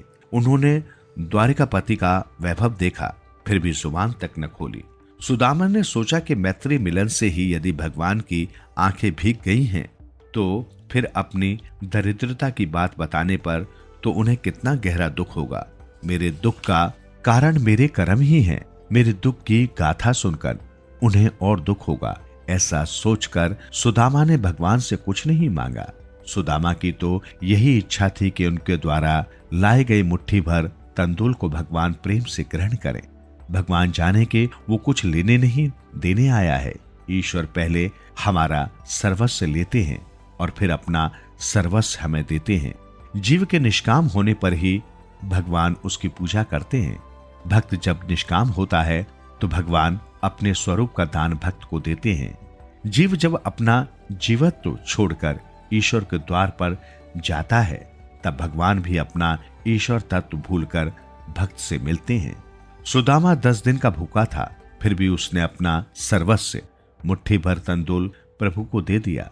तंदूल चाहे मुट्ठी भर ही थे, फिर भी वही तो उस समय उसका सर्वस्व था। वैसे मुट्ठी भर तंदूल की कोई इतनी बड़ी कीमत नहीं है। मूल्य तो सुदामा के प्रभु प्रेम का है। यदि मेरे लिए ठाकुर जी को थोड़ा सा श्रम उठाना पड़ेगा तो मेरी भक्ति व्यर्थ है, निष्फल है। ऐसा मानो। भगवान से कुछ भी न मांगो, न मांगने से भगवान तुम्हारे ऋणी होंगे। गोपियों ने भगवान से कुछ भी नहीं मांगा था, उनकी भक्ति निष्काम थी, इसलिए भगवान गोपियों के ऋणी हो गए। गोपी गीत में भी वे भगवान से कहती हैं कि हम तो आपकी निःशुल्क शुद्ध दासियां हैं, अर्थात निष्काम भाव से सेवा करने वाली दासियां हैं। इसी तरह कुरुक्षेत्र में भी जब वे भगवान श्री कृष्ण से मिलती हैं तो वहां भी वे कुछ मांगती नहीं हैं, वे तो केवल इतनी इच्छा करती हैं, संसार रूपी कुएं में गिरे हुओं को उसमें से बाहर निकलने के अवलंबन रूप आपके चरण कमल घर में रहते हुए भी हमारे मन में सदा बसे रहें। एक सखी उद्धव जी से पूछती है कि तुम किसका संदेश लेकर आए हो? कृष्ण का। लेकिन वे तो यहीं पर हैं। लोग कहते हैं कि श्री कृष्ण मथुरा गए हैं, पर यह बात गलत है। मेरे ठाकुर जी हमेशा मेरे साथ ही हैं। 24 घंटों का हमारा उनके साथ संयोग है। गोपियों का प्रेम शुद्ध है। वे जब भी भगवान का स्मरण करती हैं ठाकुर जी को प्रकट होना ही पड़ता है। गोपियों की निष्काम भक्ति इतनी तत्वशील है कि भगवान खिंचे हुए चले आते हैं। ठाकुर जी को सदा साथ रखोगे तो जहां भी जाओगे भक्ति कर सकोगे। तभी तो तुकाराम भगत कहते हैं, मुझे चाहे भोजन ना भी मिले परंतु मैं विठ्ठलनाथ, मुझे एक भी क्षण तुम अपने से अलग मत रखना। भगवान उद्धव जी से कहते हैं, उद्धव मेरी गोपियां मुझ में तन्मय चितवाली मदर्थ तत्व देहिकाएं हैं। गोपियों का आदर्श आंख के सामने रखो और भगवान की भक्ति करो। सुदामा की निष्काम भक्ति को याद रखकर प्रभु की भक्ति करो। सुदामा और गोपियों जैसी भक्ति सीखो। सुदामा की भक्ति भी निष्काम थी। तुम अपना सर्वस्व भगवान को अर्पण करो। ऐसा होने पर भगवान भी सर्वस्व तुम्हें देंगे। निष्काम भक्ति ही भागवत का मुख्य विषय है। निष्काम भक्ति ही श्रेष्ठ भक्ति है। निष्काम भक्ति का श्रेष्ठ दृष्टांत है श्री कृष्ण के प्रति गोपियों की निष्काम ममता, निष्काम प्रेम। गोपियां तो मुक्ति की भी इच्छा नहीं रखती हैं। श्री कृष्ण का सुख ही अपना सुख है, ऐसा गोपियां मानती थी।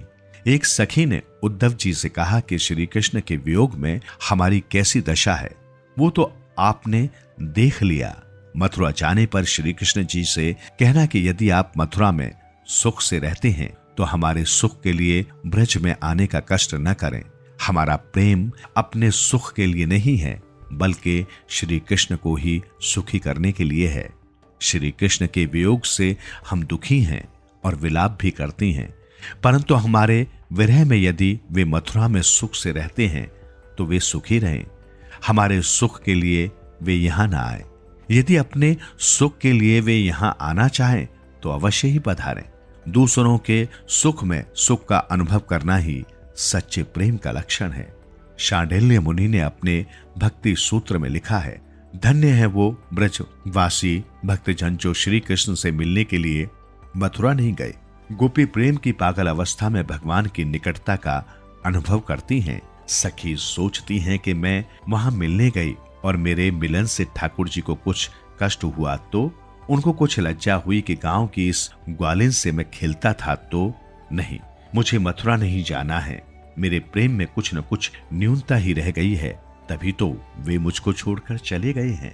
मेरा प्रेम यदि सच्चा है तो अवश्य ही गोकुल लौटेंगे।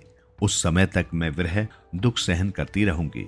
इसलिए श्री कृष्ण जी कहते हैं कि मुझे गोकुल में जो आनंद गोपियों से मिलता है वो द्वारिका में नहीं है। गोपियों का प्रेम निष्काम है। भगवान का तो आश्रय लेता है, वो निष्काम बनता है। गोपियों की ऐसी निष्काम भक्ति से परमात्मा गोपियों के ऋणी हुए। गोपी प्रेम की महिमा दर्शनीय है। श्री कृष्ण एक बार बीमार हो गए। बीमार होने का नाटक किया, कोई भी औषधि सफल नहीं हुई। तब प्रभु के वैष्णव भक्ति की चरण रज औषधि के रूप में मांगी गई। कोई वैष्णव अपनी चरण रज दे तो भगवान की बीमारी दूर हो सके। भगवान की रानियों से चरण रज मांगी गई। सभी रानियों को आश्चर्य हुआ। प्राणनाथ को चरण रज दें तो महापाप होगा और नरक में जाना पड़ेगा। नरक में कौन जाए? हम तो चरण रज नहीं देंगे। दूसरों से भी चरण रज मांगी गई, कोई तैयार नहीं हुआ। अंत में बात गोपियों तक पहुंची। गोपियों ने सुना कि उनके कृष्ण बीमार है। यदि वे भले चंगे हो सकते हैं तो हम अपनी चरण रज देने को तैयार हैं। इसके लिए हम कोई भी दुख सहने को तैयार हैं। जो अपना कन्हैया सुखी भला चंगा होता हो तो हम नरक यातना भी भुगत लेंगे। उन्होंने अपनी चरण रज दी। श्री कृष्ण की बीमारी दूर हो गई। सच्चे निष्काम प्रेम की परीक्षा भी हो गई। भागवत का फल है निष्काम भक्ति। निष्काम भक्ति भगवान को प्रसन्न करती है। गोपियों जैसी निष्काम भक्ति की आदत डालो। भक्ति से मुक्ति मिलती है। भक्ति के बिना ज्ञान और वैराग्य नहीं मिल सकते। बिना ज्ञान के भी भक्ति अंधी है और बिना भक्ति के ज्ञान पगु है। आदत और हाजात जरूरत पर नियंत्रण रखा जाए तो मानव प्रभु में लीन हो सकता है। भागवत का मुख्य विषय है निष्काम भक्ति। भागवत सबके लिए है, वेदांत सबके लिए नहीं है। वेदांत का अधिकार सबको नहीं दिया गया। जिसे ब्रह्म को जानने की जिज्ञासा हो उसी के लिए वेदांत है। वेदांत का अधिकारी कौन है? जिसने शस्त्र संपत्ति आदि की प्राप्ति की हो, वही वेदांत का अधिकारी है। किंतु भागवत तो सभी के लिए है। भागवत का अधिकार वैसे तो सभी के लिए बताया गया है, फिर भी शुद्ध अंतःकरण वाले पुरुषों के जानने के योग्य परमात्मा का निरूपण इसमें किया गया है। मत्सर सबसे बड़ा शत्रु है। मत्सर सबको सताता है। ज्ञानी और योगी दोनों को मत्सर परेशान करता है। मत्सर अर्थात ईर्ष्या। स्वयं प्राप्त की हुई योग सिद्धि के बल से चंगदेव 1400 वर्ष जिए थे। उन्होंने मृत्यु को 14 बार वापस लौटाया। वे सिद्धियों में फंसे हुए थे। उन्हें प्रतिष्ठा का मोह था। उन्होंने संत ज्ञानेश्वर की कीर्ति सुनी। चंगदेव ज्ञानेश्वर के प्रति मत्सर करने लगे। क्या ये बालक मुझसे भी आगे बढ़ गया? ज्ञानेश्वर की आयु 16 वर्ष की थी। चांगदेव की इच्छा हुई कि वो ज्ञानेश्वर को पत्र लिखें, किंतु पत्र में संबोधन क्या किया जाए? ज्ञानेश्वर अपने से छोटे केवल 16 वर्ष के, तो पूज्य कैसे लिखा जाए और ऐसे महाज्ञानी को चिरंजीवी भी कैसे लिखा जाए? इस उलझन को वे सुलझा न सके, सो बिना लिखे ही पत्र भेज दिया। संत की भाषा संत जान सकते हैं, वे कोरा भी पढ़ लेते हैं। मुक्ताबाई ने पत्र का उत्तर दिया, 1400 साल की तेरी आयु हुई, फिर भी तू कोरा ही रह गया। चांगदेव ने सोचा कि ऐसे ज्ञानी पुरुष से मिलना ही चाहिए। अपनी सिद्धियों के प्रदर्शन के लिए उन्होंने बाघ पर सवारी की और सर्प की लगाम बनाई। इस प्रकार वे ज्ञानेश्वर से मिलने के लिए आ रहे थे। इस ओर ज्ञानेश्वर से किसी ने कहा कि चांगदेव बाघ पर सवारी करके आपसे मिलने आ रहा है। ज्ञानेश्वर ने सोचा कि इस बूढ़े को अपनी सिद्धियों का अभिमान हो गया है। चांगदेव ने अपनी सिद्धियों के अभिमान के कारण ज्ञानेश्वर को पत्र में पूज्य शब्द से संबोधित नहीं किया था। ज्ञानेश्वर ने सोचा कि चांगदेव को कुछ पाठ पढ़ाना चाहिए। संत मिलने आए तो उनकी आवभगत करनी ही चाहिए। उस समय ज्ञानेश्वर चौके पर बैठे हुए थे। उन्होंने चौके को जलने की आज्ञा दी। पत्थर का चौका चल दिया। चौके को चलता हुआ देखकर चांगदेव का अभिमान नष्ट हो गया। चांगदेव ने महसूस किया कि मैंने तो हिंसक पशुओं को ही वश में किया, जबकि ज्ञानेश्वर के पास तो ऐसी शक्ति है जो जड़ पदार्थ को भी चेतन बना देती है। दोनों का मिलन हुआ। चांगदेव ज्ञानेश्वर के शिष्य बन गए। ये दृष्टांत सिखाता है कि हठ योग से मन को नियंत्रित करने की अपेक्षा प्रेम से मन को वश में करना उत्तम है। चांगदेव हठ योगी थे। हठात अर्थात बलपूर्वक उन्होंने मन को वश में किया था। योग मन को एकाग्र कर सकता है, किंतु हृदय को विशाल नहीं कर सकता। यही कारण है कि चांगदेव ज्ञानेश्वर से ईर्ष्या करते थे। हृदय को विशाल करती है भक्ति। भक्ति से हृदय पिघलता है और विशाल भी होता है। मत्सर करने वालों के तो यह लोक और परलोक दोनों ही बिगड़ते हैं।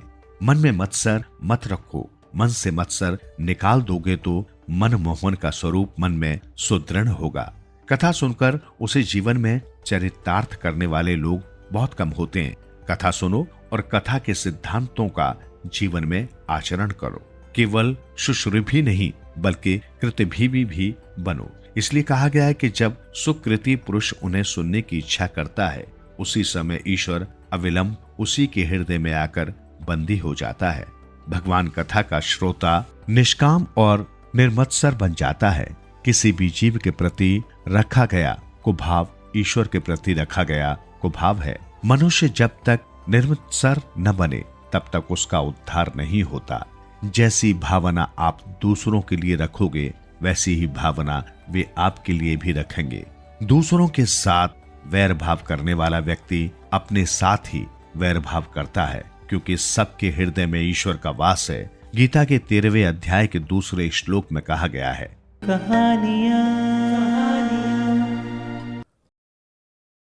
मंगलाचरण का महत्व। सत्कर्मों में अनेक विघ्न आते हैं, उन सभी के निवारण के लिए मंगलाचरण की आवश्यकता है। कथा में बैठने से पहले भी मंगलाचरण करो। शास्त्र कहते हैं कि देवगण भी सत्कर्म में विक्षेप करते हैं।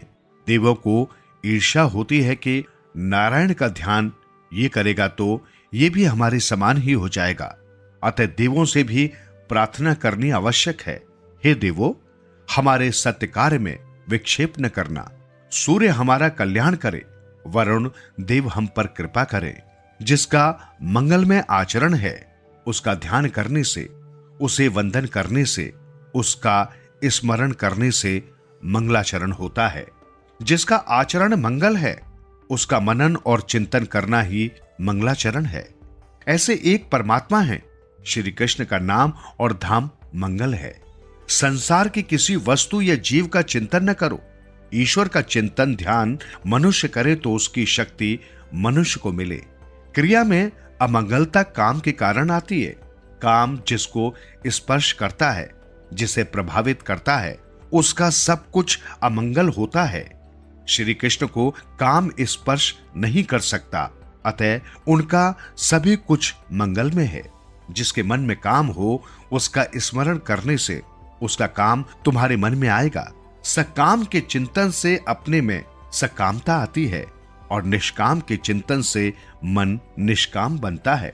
शिव जी का सब कुछ अमंगल है, फिर भी उनका स्मरण मंगल में है, क्योंकि उन्होंने काम को जानकर भस्मीभूत कर दिया है। मनुष्य जब तक सकाम है तब तक उसका मंगल नहीं होता। ईश्वर पूर्णतः निष्काम है, अतः उनका ध्यान धरो, स्मरण करो। परमात्मा बुद्धि से परे है। श्री कृष्ण का ध्यान करने वाला निष्काम बनता है। श्री कृष्ण का सतत ध्यान न हो सके तो कोई आपत्ति नहीं है, किंतु जगत के स्त्री पुरुषों का ध्यान कभी न करो। परमात्मा का ध्यान और चिंतन। थोड़ा सा सोचने से ख्याल में ये बात आ जाएगी कि मन क्यों बिगड़ा हुआ है। संसार का चिंतन करने से मन विकृत होता है। प्रभु का चिंतन स्मरण करने से मन सुधरता है। जीव अमंगल है, प्रभु अमंगल में है। मनुष्य की काम वृत्ति नष्ट हो जाए तो सब कुछ मंगल हो जाता है। जो काम के अधीन नहीं है उसका सदा मंगल ही होता है। काम जिसे मार सके, पराजित कर सके, वो जीव है, और काम को जो पराजित कर सके वो ईश्वर है। मनुष्य का अपना अमंगल कार्य ही विघ्नकर्ता होता है, किसी और का नहीं। प्रत्येक कार्य का आरंभ मंगलाचरण से करो। भागवत में 3 मंगलाचरण है। प्रथम स्कंद में व्यास देव का, द्वितीय स्कंद में शुकदेव जी का, और समाप्ति में सूत जी का। शैया में सोया हुआ मनुष्य पाप अधिक करता है। प्रभात के समय मंगलाचरण करो, मध्याह्न में मंगलाचरण करो, और रात में सोने से पहले मंगलाचरण करो। धीमाही व्यास जी ने ध्यान करते हुए कहा कि एक ही स्वरूप का बार बार चिंतन करो। मन को प्रभु के स्वरूप में स्थिर करो। एक ही स्वरूप का बार बार चिंतन करने से मन शुद्ध होता है। परमात्मा के किसी भी स्वरूप को इष्ट मानकर उसका ध्यान करो। ध्यान का अर्थ है मानस दर्शन। राम, कृष्ण, शिव या किसी भी स्वरूप का ध्यान करो। सर्वश्रेष्ठ सत्य स्वरूप प्रभु का ध्यान करता हूं, ऐसा व्यास जी ने मंगलाचरण में कहा है। व्यास जी ऐसा आग्रह नहीं करते हैं कि एकमात्र श्री कृष्ण का ही ध्यान करो। वे किसी भी विशिष्ट स्वरूप का आग्रह नहीं करते हैं। जो व्यक्ति जिस किसी स्वरूप के प्रति आस्थावान हो वो उसी का ध्यान करे। ठाकुर जी के जिस रूप से हमें आनंद हो वही रूप उत्तम है। एक ही स्वरूप के अनगिनत नाम है। सनातन धर्म के अनुसार देव अनेक होते हैं पर ईश्वर तो एक ही है। मंगलाचरण में किसी एक देव का नामो उल्लेख नहीं है। ईश्वर एक ही है। केवल उनके नाम और स्वरूप अनेक हैं। वृषभानु की आज्ञा थी कि राधा के पास जाने का किसी भी पुरुष को अधिकार नहीं है। अतः साड़ी पहनकर और चंद्रवली का श्रृंगार धारण करके कृष्ण जी राधा से मिलने जाते हैं। कृष्ण साड़ी पहनते हैं तो माता बनते हैं। ईश्वर के अनेक स्वरूप हैं, किंतु तत्व एक ही है। दीपक के आगे जिस किसी रंग का शीशा रखेंगे उसी रंग का प्रकाश दिखाई देगा। हर किसी देव का पूजन करो, किंतु ध्यान तो एक ईश्वर का ही करो। रुक्मणी जी अनन्य भक्त हैं, पूजन देवी का करती हैं, पर ध्यान श्री कृष्ण का ही करती हैं। वंदन हर किसी देव का करो, किंतु ध्यान तो किसी एक देव का करो। जिस किसी रूप में आस्था और रुचि हो उसी रूप का ध्यान करो। ध्यान, ध्याता और ध्येय में एकत्व होना आवश्यक है, और ऐसा एकत्व होने पर ही परम आनंद की प्राप्ति होती है। ध्यान के समय किसी और का चिंतन मत करो, किसी चेतन का ध्यान करो, जड़ का नहीं। ध्यान करना ही है तो श्री कृष्ण का ध्यान करो। अनेक जन्मों से इस मन को भटकते रहने की आदत हो गई है। ध्यान में पहले तो संसार के विषय ही उभरते हैं, वे मन में न आए। ऐसा करने के लिए ध्यान करते समय परमात्मा के नाम का बार बार चिंतन करो, जिससे मन स्थिर हो सके। उच्च स्वर से कीर्तन करो। कृष्ण के कीर्तन से जगत का विस्मरण होता है। परमात्मा के मंगलमय स्वरूप का दर्शन करते हुए कीर्तन करो। वाणी कीर्तन करे और आंखें दर्शन करें तो मन शुद्ध और पवित्र होता है। परमात्मा का ध्यान करने से मन शुद्ध होता है। दान या स्नान आदि से मन की शुद्धि नहीं होती। संसार का चिंतन करते रहने से विकृत हुआ मन ईश्वर के सतत चिंतन किए बिना शुद्ध नहीं होगा। इस शरीर जैसी मालिन वस्तु और कोई नहीं। इस मालिन शरीर द्वारा परमात्मा से मिलन नहीं हो सकता। इस शरीर का बीज अपवित्र है। ठाकुर जी को मन से मिलना है। बिना ध्यान के मनोमिलन नहीं हो सकता। आंख से श्री भगवान का दर्शन और मन से स्मरण करोगे तो परमात्मा की शक्ति तुम्हें मिलेगी। ईश्वर का ध्यान करने से ईश्वर की शक्ति जीव को मिलती है।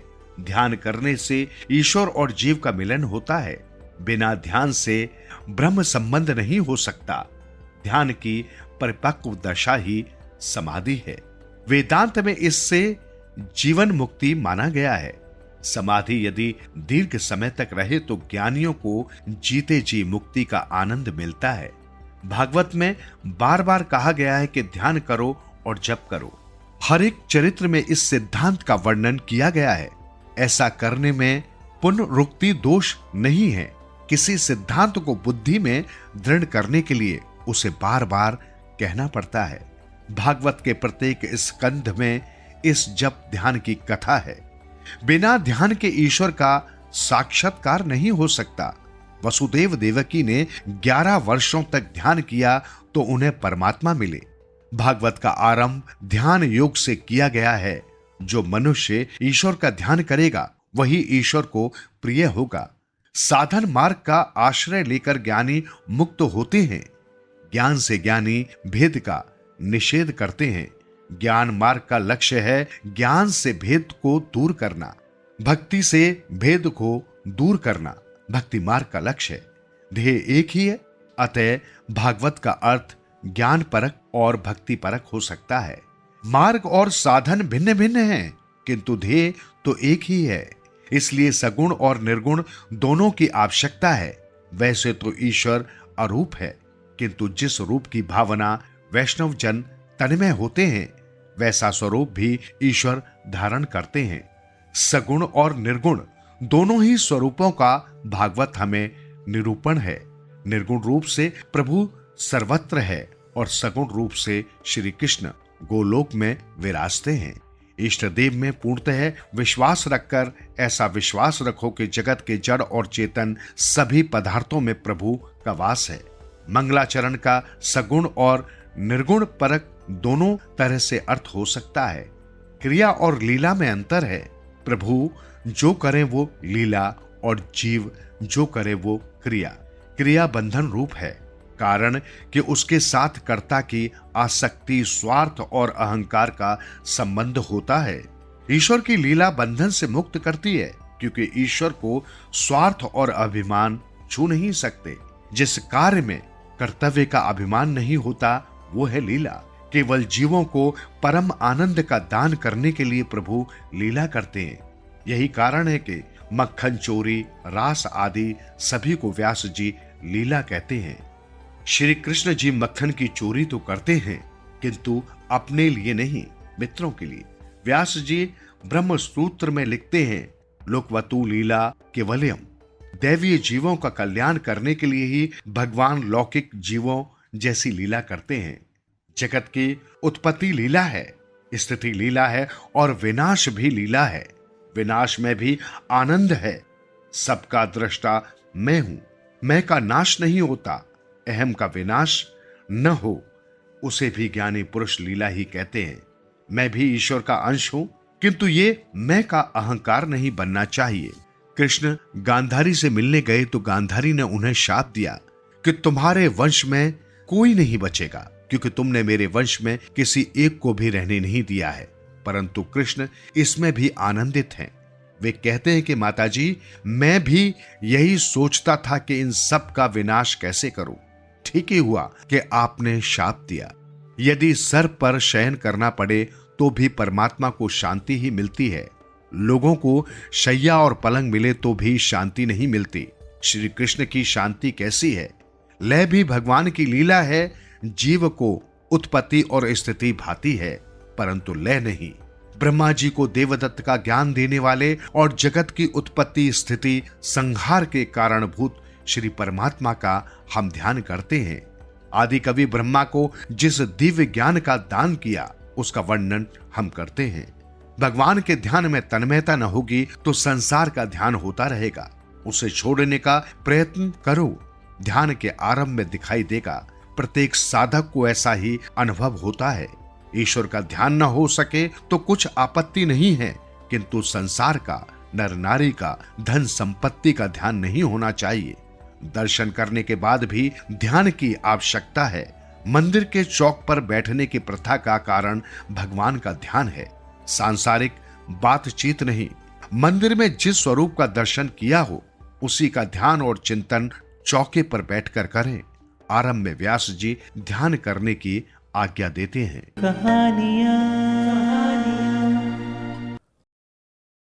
श्री कृष्ण और उनकी वंदना का महत्व। परमात्मा के स्वरूप का वर्णन करते हुए कहा गया है, दुख मन का धर्म है, आत्मा का नहीं। मनुष्य दुख में ईश्वर का स्मरण करता है, जिससे उसका परमात्मा के साथ अनुसंधान होता है और उसे आनंद मिलता है। जीव का स्वभाव सुंदर नहीं है। परमात्मा का शरीर तो हो सकता है कि कभी सुंदर ना भी हो, जैसे कि कूर्म, वाराह आदि अवतारों के शरीर सुंदर नहीं थे, परंतु श्री परमात्मा का स्वभाव सुंदर ही नहीं, अतिशय सुंदर है। दूसरों के दुख दूर करने का स्वभाव परमात्मा का है। इसलिए तो श्री भगवान वंदनीय हैं। आध्यात्मिक, आधिदैविक तथा आधि भौतिक तीनों प्रकार के तापों का नाश करने वाले भगवान श्री कृष्ण की हम वंदना करते हैं। कई लोग पूछते हैं कि वंदना करने से क्या लाभ है? वंदना करने से पाप जलते हैं। श्री राधा कृष्ण की वंदना करें तो आपके सारे ताप नष्ट होंगे, परंतु वंदना अकेले शरीर से नहीं, मन से भी करो। अर्थात श्री राधा कृष्ण को हृदय में पधाराओ और उनका प्रेम से नमन करो। नमन प्रभु को बंधन में डालता है। दुख में जो साथ दे वो ईश्वर है और सुख में जो साथ दे वो जीव है। ईश्वर सर्वदा दुख में ही साथ देते हैं, अतः ईश्वर वंदनीय है। ईश्वर ने सभी को दुख में ही सहायता दी है। पांडव जब तक दुख में थे तब तक श्री कृष्ण जी ने उनकी मदद की, पर पांडव जब सिंहासन पर बैठे तब श्री कृष्ण वहां से चले गए। ईश्वर जिसे भी मिले हैं दुख में ही मिले। सुख का साथी जीव है और दुख का साथी ईश्वर है। इस बात का सतत मनन करो। मनुष्य धन पाने के लिए जितना प्रयत्न करता है और दुख सहन करता है, उससे भी कहीं कम प्रयत्न ईश्वर के लिए भी करे तो उसे ईश्वर अवश्य मिलेंगे। कन्हैया तो बिना बुलाए गोपियों के घर जाता था, परंतु वो मेरे घर क्यों नहीं आता है, ऐसा विचार कभी किया है? आप भी निश्चय कीजिए कि मैं भी ऐसे सत्कर्म करूंगा कि कन्हैया मेरे घर भी आएगा। श्री भगवान के आगे हाथ जोड़ना, मस्तक नवाना, इसका क्या अर्थ है? हाथ क्रिया शक्ति का प्रतीक है। हाथ जोड़ने का अर्थ है कि मैं अपने इन हाथों से सत्कर्म करूंगा। मस्तक नवाने का अर्थ है मैं अपनी बुद्धि शक्ति को हे नाथ आपको अर्पित करता हूं। वंदना करने का अर्थ है अपनी क्रिया शक्ति और बुद्धि शक्ति को श्री भगवान को अर्पित करना। श्री भगवान की वंदन करने से पाप ताप का नाश होता है। निर्भय होना तो प्रेम से भगवान श्री कृष्ण की वंदना करो। मेरे भगवान दया के सागर है। केवल वाणी और शरीर से ही नहीं, हृदय से भी वंदना करो। हृदय से वंदना करने से श्री भगवान के साथ ब्रह्म संबंध होता है। जब भी घर से बाहर निकलो, श्री ठाकुर जी की वंदना करके ही निकलो। ईश्वर प्रेम चाहते हैं और प्रेम ही देते हैं। ईश्वर यही मानते हैं कि मेरा है और मुझसे भीख मांगता है। वंदना करने से ईश्वर के साथ संबंध होता है। जीव का स्वभाव होता है कि वो वंदना नहीं करता। घर में प्रवेश करने पर यदि पत्नी न हो तो अपने बालक से पूछता है कि तेरी माता कहां गई, इसकी क्या आवश्यकता है? ये बाहर गई है तो तू बैठकर राम राम कर। बाहर से घर में आओ तो उस समय भी ईश्वर की वंदना करो। मार्ग में चलते हुए भी वंदना करो। जो जीव परमात्मा श्री कृष्ण की आरंभ में वंदना करता है, प्रेम से उन्हें प्रणाम करता है, उस पर भी श्री परमात्मा प्रसन्न होते हैं। ये जीव चाहे तो कुछ न करे, इतना तो करे ही कि परमात्मा की बार बार वंदना करे। वंदना करो तो सद्भाव से करो। प्रभु के मुझ पर अनंत उपकार हैं। श्री परमात्मा ने हम पर कितने उपकार किए हैं। बोलने और खाने को जीभ दी है, देखने के लिए आंखें दी हैं, सुनने के लिए कान दिए हैं, विचार करने के लिए मन दिया है। बुद्धि और विचार शक्ति भी परमात्मा ने ही दी है। ईश्वर के उपकारों को याद करो, याद रखो और कहो कि हे भगवान, मैं तेरा ऋणी हूं। ऐसी उत्तम भावना के साथ वंदना करो। कहो कि मेरे परमात्मा, तूने मुझ पर कृपा की है, तेरी कृपा से मैं सुखी हूं। मेरे पाप तो अनंत हैं, परंतु हे नाथ, तेरी कृपा भी तो अनंत है। श्री परमात्मा की वंदना उत्तम भाव पूर्वक करें तो वो अवश्य सफल होती है। विचार करो कि प्रभु ने मुझे जो दिया है, क्या मैं उसके योग्य हूं? हे नाथ, मैं तो योग्य नहीं हूं, मैं तो पापी हूं। फिर भी तूने मुझे संपत्ति और प्रतिष्ठा जगत में दी है। जीव योग्य नहीं है, फिर भी जीव को प्रभु ने अधिक दे रखा है। हे नाथ, आपके उपकार अनंत हैं। वंदन करने से अभिमान का बोझ कम होता है। श्री ठाकुर जी का बिल्कुल वजन नहीं है, क्योंकि उनमें किसी प्रकार का अभिमान नहीं है। श्री कृष्ण तो बुढ़ाढ़ा की पत्नी की नाक की नथ से तुल गए थे। वंदना परम कल्याणकारी है, इसलिए श्री भागवत का आरंभ भी वंदना से किया गया है और समाप्ति भी वंदना से ही की गई है। नमामि हरि परम। एक बात और ध्यान में रखना, यहां अकेले श्री कृष्ण की वंदना नहीं की है, अपितु कहा है श्री जी का अर्थ है राधा जी। श्री राधा जी के साथ विराजमान श्री ठाकुर जी की मैं वंदना करता हूं।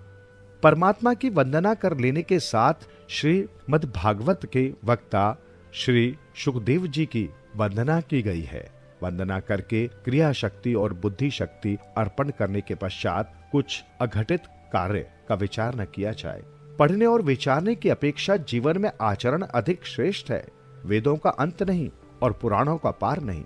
मनुष्य जीवन छोटा है और शास्त्र अनंत है, परंतु उस एक को अर्थात ईश्वर को जान लोगे तो सब कुछ जान जाओगे। कलयुग का मनुष्य कम समय में श्री भगवान को प्राप्त कर सकता है। यही तो श्रीमद् भागवत में बताया गया है।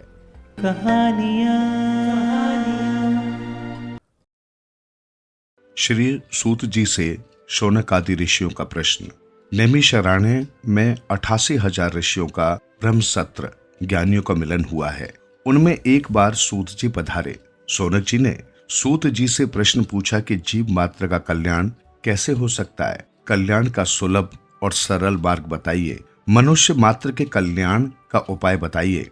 कलयुग में शक्तिहीन मनुष्य भी जिसका उपयोग कर सके ऐसा कोई साधन बताइए। इस कलयुग के मानव मंद बुद्धि और मंद शक्ति हैं, इसलिए कठिन मार्ग नहीं अपना सकेंगे। कलयुग के मनुष्य भोगी होने से मंद बुद्धि कहे गए हैं। कलयुग के मानव ऐसे भोगी हैं कि एक ही आसन बैठक पर बैठकर 8 घंटे ध्यान नहीं कर सकते। वे अपने को चतुर मानते हैं, किंतु व्यास जी ऐसा मानने को तैयार नहीं हैं। संसार के विषयों के पीछे ही जो लोग रहे उसे प्रवीण कैसे कहा जाए। शास्त्र कहता है कि 100 काम छोड़कर भोजन करो, 1000 काम छोड़कर स्नान करो, लाख काम छोड़कर दान करो और करोड़ काम छोड़कर प्रभु का स्मरण करो, ध्यान करो, सेवा करो। घर के कामों को करने के बाद माला मत फेरो, किंतु प्रभु का नाम जप करने के बाद सब काम करो। करोड़ कामों को छोड़कर भगवान का स्मरण करो। कलयुग के मनुष्य जो काम करना है उसे नहीं करते और जिसे नहीं करना है वही पहले करते हैं। इसी से व्यास जी ने उन्हें मंद बुद्धि कहा है। विस्तार पूर्वक आप श्री कृष्ण कथा सुनाइए। श्री कृष्ण कथा से तृप्ति नहीं होती, वैसे ही दर्शन से तृप्ति नहीं होती। द्वारिका के कृष्ण का स्वरूप दिव्य है, श्रीनाथ जी का स्वरूप मनोहर है, इसलिए दर्शन से तृप्ति नहीं होती। भगवान की मंगलमयी अवतार कथाओं का वर्णन करो। भगवान की लीला कथा सुनकर हम कभी भी तृप्त होते ही नहीं हैं। कलयुग में जब अधर्म बढ़ता है तब धर्म किसका आश्रय लेता है। प्रथम स्कंद का प्रथम अध्याय प्रश्न अध्याय कहलाता है। समुद्र पार करने वाले को जैसे कर्णधारा का आसरा है, वैसे आप हमें मिले हैं। भगवान आप हमारे केवट हैं। कुछ इस रीति से आप कथा सुनाएं कि जिससे हमारे हृदय द्रवित हो जाएं। प्रभु की कृपा के कारण ही आप हमें मिले हैं। परमात्मा से मिलने की आतुरता के कारण ही संत का मिलन होता है। जीव जब परमात्मा से मिलने के लिए आतुर होता है तो परमात्मा की कृपा से संत मिलते हैं। स्वाद भोजन में नहीं है, भूख के कारण ही है। मनुष्य को परमात्मा के मिलन की भूख जब तक न लगे तब तक संत मिलन पर भी उसके प्रति सद्भाव नहीं जागता। इसका एक ही कारण है कि जीव को भगवत दर्शन की इच्छा ही नहीं हुई है। वक्ता का अधिकार सिद्ध होना चाहिए और श्रोता को भी। श्रवण के 3 प्रधान अंग हैं। श्रद्धा, श्रोताओं को चाहिए कि वे मन को एकाग्र करके श्रद्धा से कथा सुने। जिज्ञासा, श्रोता को जिज्ञासु होना चाहिए। जिज्ञासा के अभाव में मन एकाग्र नहीं होगा और कथा का कोई असर भी नहीं होगा। बहुत कुछ जानने की जिज्ञासा न होगी तो कथा श्रवण से कोई विशेष लाभ न होगा। निर्मित सरता, श्रोता के मन में जगत के किसी भी जीव के प्रति मत्सर ईर्ष्या का भाव नहीं होना चाहिए। कथा में दीन और विनम्र होकर जाना चाहिए। पाप को छोड़कर भगवान से मिलन की तीव्र आतुरता की भावना से कथा श्रवण करोगे तो भगवान के दर्शन होंगे। प्रथम स्कंद में शिष्य का अधिकार वर्णित है।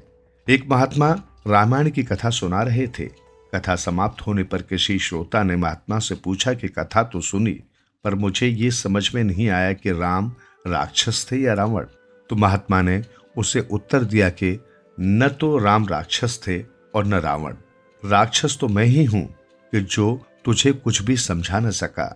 भागवत कथा और भगवत भक्ति का महात्म्य। परमात्मा की कथा बार बार सुनोगे तो प्रभु के प्रति प्रेम भाव जागेगा। शौनक मुनि ने सूत जी से कहा, भागवत कथा में हमें श्रद्धा है, आपके प्रति हमें आदर है। अनेक जन्मों के पुण्यों का उदय होने पर ही अधिकारी वक्ता के मुख से कथा सुनने का सौभाग्य प्राप्त होता है। प्रथम श्रवण भक्ति है। रुक्मणी ने अपने पत्र में लिखा था कि तुम्हारी कथा सुनकर ही तुमसे विवाह करने की इच्छा हुई थी। श्रुत्व शब्द वहां है। भगवान के गुण सुनने से उनके लिए प्रेम भाव उत्पन्न होता है। श्रोता और वक्ता दोनों विनयी होने चाहिए। सूत जी श्रोताओं को साधुवाद देते हैं। वे कहते हैं, कथा सुनकर तुम्हें जो करना चाहिए वो तो तुम करते हो। तुम शांति से सुनते हो तो मेरा मन भी भगवान में स्थिर होता है।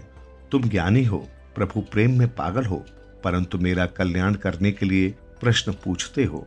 कथा सुनकर मैं तो अपनी वाणी को पवित्र करूंगा।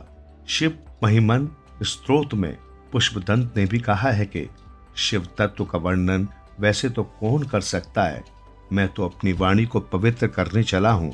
आरंभ में सूत जी सुखदेव जी का वंदन करते हैं, फिर भगवान नारायण का वंदन करते हैं। भारत के प्रधान देव नारायण हैं। श्री कृष्ण गोलोक में पधारे। सभी अवतारों की समाप्ति हुई, किंतु नारायण की न तो समाप्ति हुई है और न होगी। भारत की प्रजा का कल्याण करने के लिए वे आज भी तपस्या कर रहे हैं।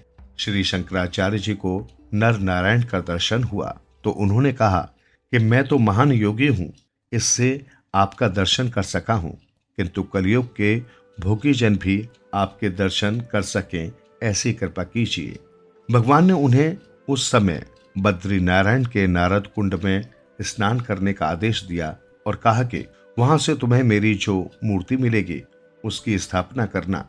बद्री नारायण भगवान की स्थापना शंकर स्वामी ने की है। शंकराचार्य का प्रथम ग्रंथ है विष्णु सहस्त्र नाम की टीका। मन से मानस दर्शन का पुण्य बहुत लिखा गया है। नारायण को मन में प्रणाम करो, जो जाए बद्री उसकी काया सुधरी। बद्री नारायण तीर्थ में लक्ष्मी की मूर्ति मंदिर के बाहर है। तपस्या में स्त्री, द्रव्य और बालक का संग बाधक है। नारायण ने लक्ष्मी जी से कहा, तुम बाहर बैठकर ध्यान करो, मैं अंदर बैठकर ध्यान करूंगा। एक भक्त ने बद्री नारायण के पुजारी से पूछा कि इतनी कड़ाके की सर्दी में चंदन से ठाकुर जी की पूजा क्यों करते हो?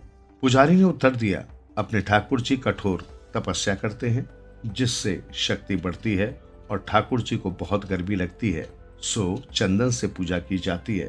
सूत जी सरस्वती और व्यास जी को वंदन करके कथा आरंभ करते हैं।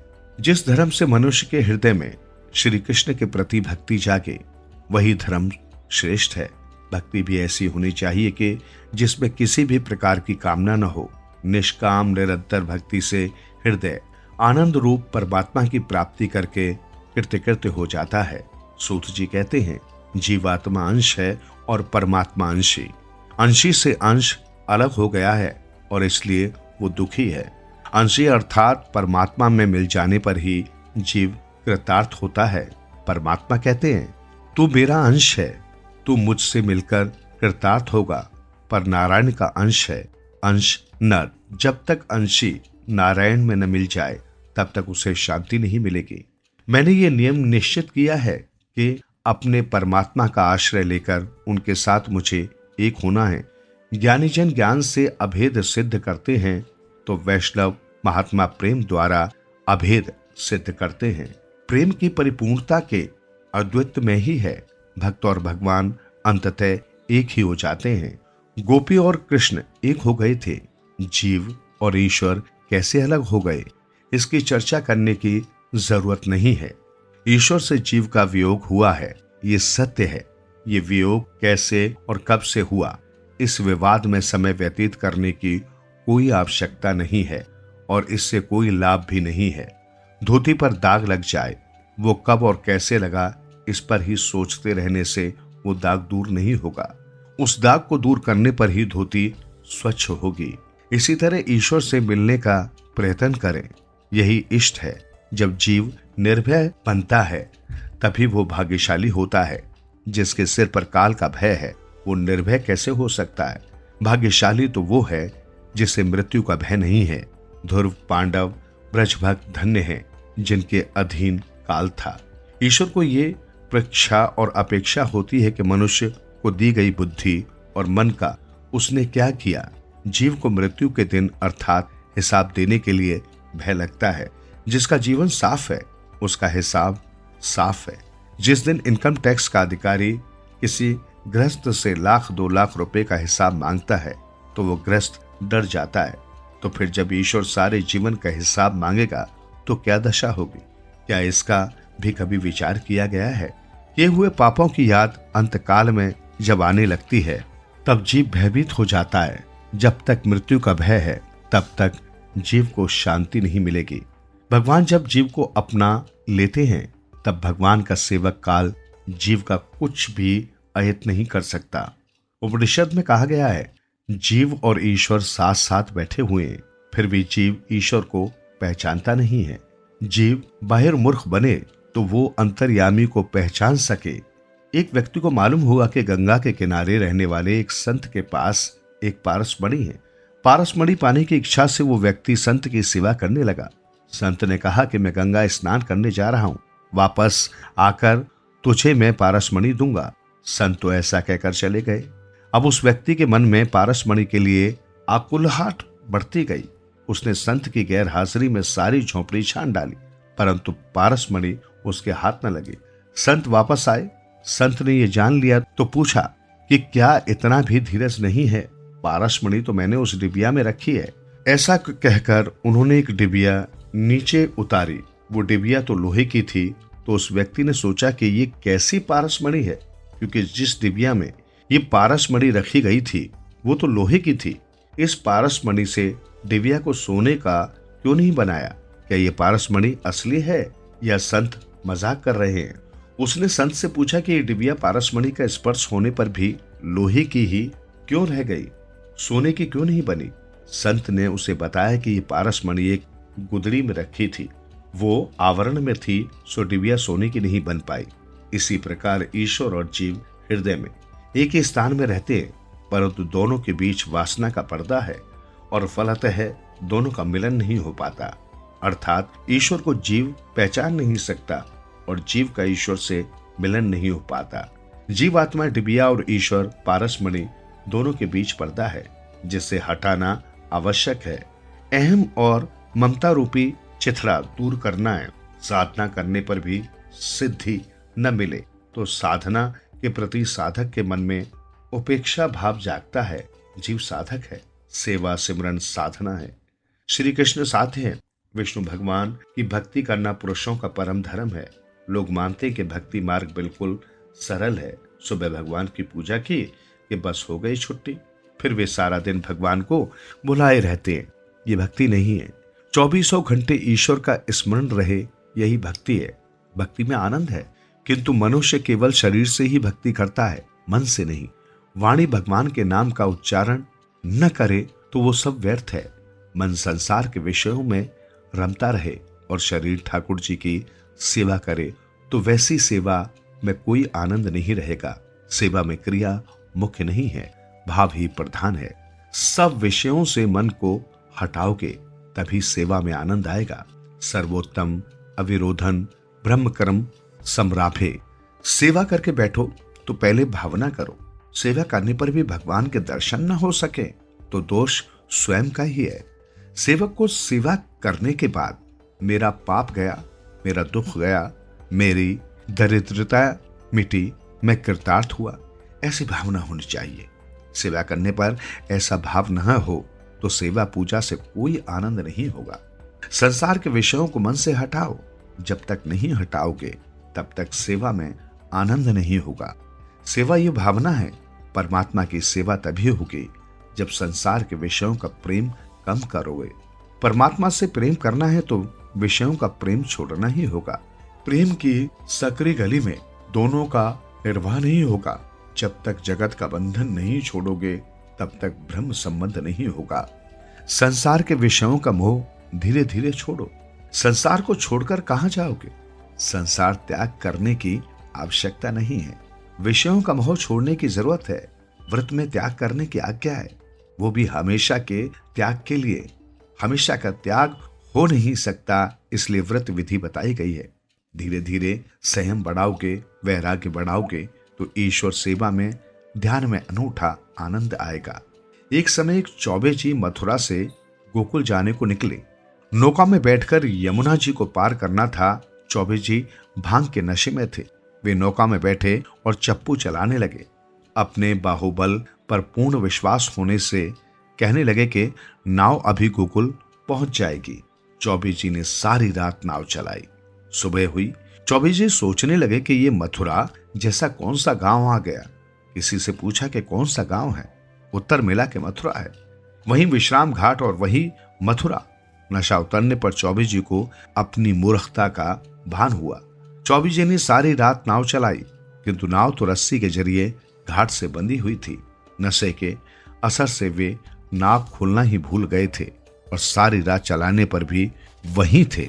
ये कथा हंसने के लिए नहीं कही गई। हंसो मत। ये अवस्था चौबे जी की नहीं, हम सब की है। सभी इंद्रियां सुख के नशे में चूर हैं। जीव को इंद्रिय सुख भोगने का नशा चढ़ गया है। स्पर्श सुख का, संसार के विषय सुख का नशा चढ़ा हुआ है। धन के नशे में मनुष्य मंदिर जाता है। वो नशे में होने के कारण ठाकुर जी का सच्चे मन से चिंतन नहीं करता, अतः उसे भगवान के दर्शन का आनंद नहीं होता। दुनिया के विषय सुंदर नहीं है, केवल परमात्मा ही सुंदर है। वासना रूपी डोरी से विषय में बंधी हुई इंद्रियों को छुड़ाना है। वासना किसी को आगे बढ़ने नहीं देती। वासना की डोरी को जब तक नहीं तोड़ोगे तब तक तुम आगे बढ़ नहीं सकोगे। वासना रूपी डोरी से इस जीव की गांठ संसार के साथ बंधी हुई है, उसे है छुड़ाना। हृदय में कोई वासना न रहेगी तब भक्ति से आनंद मिलेगा। सर्वोत्तम वस्तु को, भगवान को अर्पण करना ही भक्ति है। बिना वैराग्य के भक्ति रोती है। भोग भक्ति में बाधक है। संयम और सदाचार बढ़ाओगे तो भक्ति से आनंद मिलेगा। सुखी होना है तो संसार के विषयों के साथ ज्यादा प्रेम मत करो। घर में ही वैराग्य की साधना करो। बिना वैराग्य के ज्ञान और भक्ति की शोभा नहीं है। ज्ञान और वैराग्य सहित भक्ति बढ़े तो ईश्वर का साक्षात्कार होता है। ज्ञान मार्ग में इंद्रियों का निरोध करना पड़ता है। भक्ति मार्ग में इंद्रियों को प्रभु मार्ग में ले जाना होता है। सुगंध लेने की इच्छा हो तो ठाकुर जी को फूल अर्पित करने के बाद उसकी सुवास लो। ब्रह्म संबंध को सतत बनाए रखने से ही जीवात्मा का कल्याण होता है। वेद भी उसी वासुदेव भगवान का वर्णन करते हैं। उत्तमोत्तम तत्व अद्वैत तत्व, जिसे श्री कृष्ण भगवान कहते हैं। लौकिक व्यवहार के ज्ञान में द्वैत है। ईश्वर के स्वरूप संबंधी ज्ञान में अद्वैत है। व्यवहार के स्वरूप का ज्ञान द्वैत भाव से भरा है। व्यवहारिक ज्ञान में ज्ञाता और ज्ञेय भिन्न भिन्न है। परमात्मा का ज्ञान होने पर ज्ञाता और ज्ञेय एक हो जाते हैं। सेवा सिमरन करने से तन्मयता होती है। ईश्वर का अपरोक्ष साक्षात्कार होता है, जिससे वो जीव ईश्वर में मिल जाता है। इसके बाद वो ये नहीं कह सकता कि मैं ईश्वर को जानता हूं। वो ऐसा भी नहीं कह सकता कि मैं ईश्वर को नहीं जानता। गोपियां सब में श्री कृष्ण को लखकर जीव भाव भूल गई थी। श्रुति वर्णन कहती है कि वहां न तो मैं रहता हूं और न तू। वृत्ति ब्रह्मकार हो जाती है। श्री कृष्ण के स्वरूप का जिसे अच्छी तरह से ज्ञान हो जाता है, वो ईश्वर से अलग नहीं रह सकता। सब में ईश्वर का दर्शन करने वाला स्वयं ही ईश्वर बन जाता है। जब तक जीव का जीव भाव न जाए तब तक अपरोक्ष अनुभव नहीं होता। इस प्रकार अद्वैत का ज्ञान बताया है। जीव और ब्रह्म का अद्वैत पीछे सिद्ध होगा। उससे पहले जीव और गुरु का अद्वैत होना चाहिए। मन से एक होना है, शरीर से नहीं। शुद्ध ब्रह्म माया और संसर्ग के बिना अवतार नहीं ले सका। 100 टच का सोना नरम होता है, उससे जेवर की गड़ाई नहीं हो सकती। हार गढ़ना हो तो उसमें दूसरी धातु मिलानी पड़ती है। इसलिए परमात्मा भी माया का आश्रय लेकर प्रकट होते हैं। ईश्वर को ये माया बाधक नहीं होती, जीव को ही माया बाधक होती है। योगी जिसे परमात्मा कहते हैं, उस परमात्मा से जो मिलता है उससे जीव कृतार्थ होता है। भगवान के प्रति प्रेम बढ़ाना हो तो भगवान के अवतारों की कथा सुनो। परमात्मा के 24 अवतारों की कथा है। धर्म की स्थापना करने और जीव का उद्धार करने के लिए परमात्मा अवतार धारण करते हैं। ठाकुर जी का अवतार तुम्हारे घर में होना चाहिए, मंदिर में नहीं। और मानव शरीर ही वो घर है। कहानियाँ। श्रीमद् भागवत की महिमा का वर्णन। भागवत के भगवान इतने सरल हैं कि वे सबके साथ बोलने को तैयार हैं, जबकि वे किसी अधिकारी के साथ ही बोलते हैं। भागवत शास्त्र मनुष्य को निसंदेह बनाता है। इस कथा में सब आ जाता है। बुद्धि का परिपाक, ज्ञान का परिपाक, जीवन का परिपाक आदि हो जाने पर भगवान व्यास जी ने इस ग्रंथ की रचना की है। भगवान के नाम का जाप करते हुए प्रेम से इस कथा का श्रवण करो, तुम निसंदेह हो जाओगे। भागवत नारायण स्वरूप है, ये परिपूर्ण है। इसके श्रवण से आस्तिक को मार्गदर्शन मिलेगा और नास्तिक आस्तिक बन जाएगा। सुखदेव जी जैसे आत्माराम मुनि ने सर्वस्व छोड़ा, परंतु वे भी इस कथा को नहीं छोड़ सके। आत्माराम कोटि के महात्मा भी इस श्री कृष्ण कथा में मस्त बने हैं, पागल बने हैं। सिद्ध, आस्तिक, नास्तिक, पामर, प्रत्येक को ये कथा जीवन का दान करती है।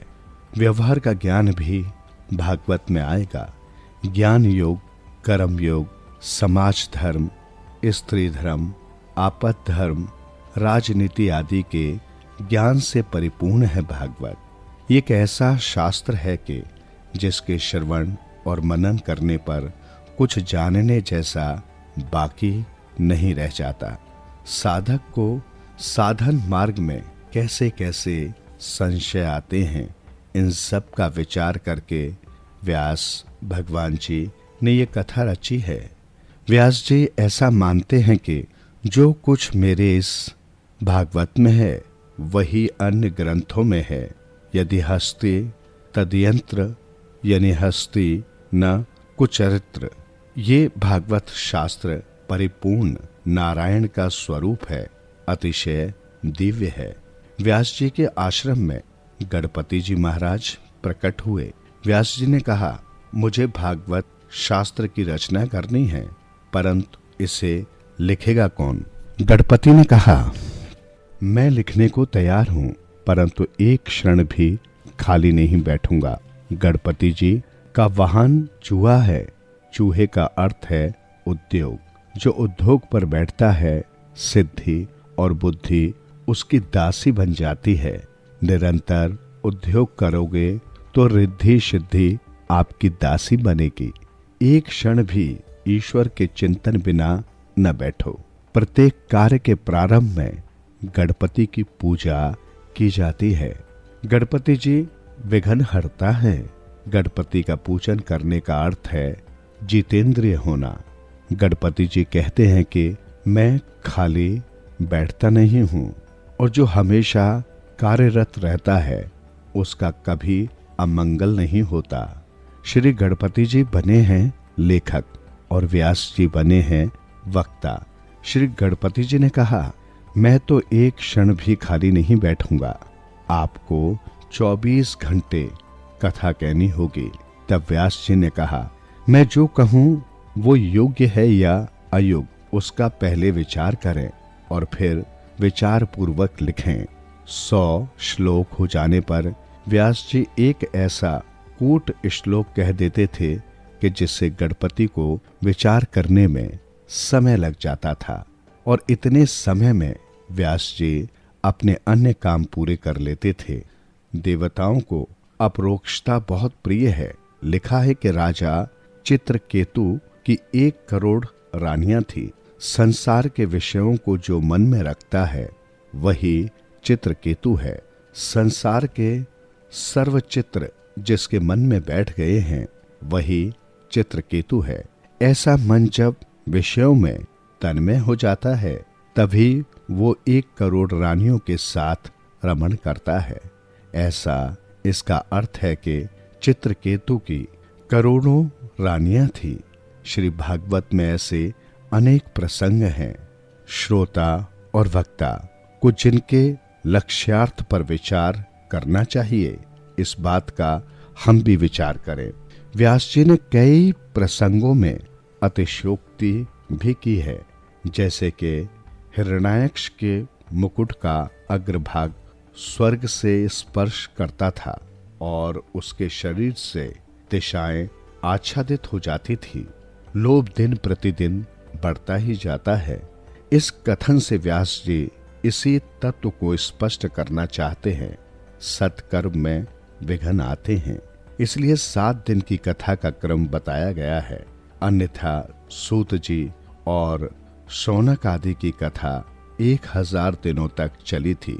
विघ्न न आए, इसलिए व्यास जी सर्वप्रथम श्री गणेशाय नमः कहकर गणपति महाराज की वंदना करते हैं। इसके पश्चात सरस्वती जी की वंदना करते हैं। सरस्वती जी की कृपा से मनुष्य में समझ आती है। फिर सद्गुरु की वंदना करते हैं और इसके बाद श्री भागवत के प्रधान देव श्री कृष्ण की वंदना करते हैं। मैंने भागवत शास्त्र की रचना तो कर दी, परंतु इस ग्रंथ का प्रचार कौन करेगा? व्यास जी ने वृद्ध अवस्था में इस ग्रंथ की रचना की है, अतः वे स्वयं तो इस ग्रंथ का प्रचार कर नहीं पाएंगे। वृद्ध अवस्था में इस ग्रंथ की रचना कर लेने पर उनको चिंता हुई, ये शास्त्र अब मैं किसको दूं? श्री भागवत शास्त्र मैंने मानव समाज के कल्याण के लिए रचा है। श्री भागवत की रचना करके मैंने कलम रख दी है। अब तक मैं बहुत बोला, मैंने बहुत कुछ लिखा। अब मैं ईश्वर के साथ अपना संबंध जोड़ूंगा। मेरा मन जो प्रभु से अलग हो गया था वो श्री कृष्ण के सम्मुख हो, इसलिए मैंने भागवत शास्त्र बनाया है। भागवत प्रेम का शास्त्र है। इसे प्रेम शास्त्र का प्रचार तो वही कर सकता है जो अतिशय विरक्त हो। श्री कृष्ण को छोड़कर अन्य के साथ प्रेम करने वाले इस कथा के अधिकारी नहीं हैं। तो ऐसा कौन मिलेगा? संसार सुख भोगने के बाद तो बहुतों को वैराग्य आता है, परंतु जन्म से जिसने वैराग्य अपनाया है वैसा कौन मिलेगा? किसी योग्य पुत्र को ये ज्ञान दे दूं कि जिससे वो जगत का कल्याण करे, ऐसा विचार करके वृद्ध अवस्था में व्यास जी के मन में पुत्रेषणा जागी। भगवान शिव वैराग्य के स्वरूप हैं। शिव जी मुझ पर कृपा करें और मेरे यहाँ पुत्र रूप से आए, तभी ये कार्य हो सकता है। रुद्र का जन्म है, परंतु महारुद्र का जन्म नहीं है। भगवान शिव पर ब्रह्म है, इसलिए उनका जन्म नहीं है। अब शिवजी महाराज जन्म धारण करें तो इस भागवत का प्रचार करें। भागवत शास्त्र का प्रचार तो शिवजी ही कर सकते हैं, क्योंकि उनमें ही संपूर्ण वैराग्य है। जन्म से जिसे वैराग्य हो वही श्री भागवत का प्रचार कर सकता है। श्री सुखदेव जी में संपूर्ण वैराग्य है। व्यास जी ने भगवान शिव की आराधना की। शिव जी महाराज प्रसन्न हुए। व्यास जी ने मांगा, समाधि में जो आनंद आप भोगते हैं वही आनंद जगत को देने के लिए आप मेरे घर पुत्र के रूप में पधारिए। भगवान शिव को तो इस संसार में आना प्रिय नहीं लगता है। संसार में आने पर माया गले लग जाती है। कोयले की खदान में जाने से हाथ पैर काले होते ही हैं, बिना काले हुए नहीं रह सकते। व्यास जी ने आगे कहा, महाराज आपको तो संसार में आने की कोई जरूरत नहीं है, परंतु अनंत जीवों का कल्याण करने के लिए आप कृपा कीजिए और आइए। आपको माया कैसे प्रभावित कर सकती है? शिवजी ने विचार किया कि समाधि में मैं आनंद का अनुभव करता हूँ। यदि वैसा ही आनंद जगत को न दूं तो मुझे स्वार्थी कहा जाएगा। समाधि के आनंद का दान मुझे जगत को कराना चाहिए। ऐसा विचार कर शिवजी महाराज अवतार लेने को तत्पर हो गए। श्री सुखदेव जी भगवान शिव जी के अवतार थे, अतः वे जन्म से ही पूर्ण निर्विकार थे। जो जन्म से विरक्त होता है वही 16 आने वैरागी कहलाता है।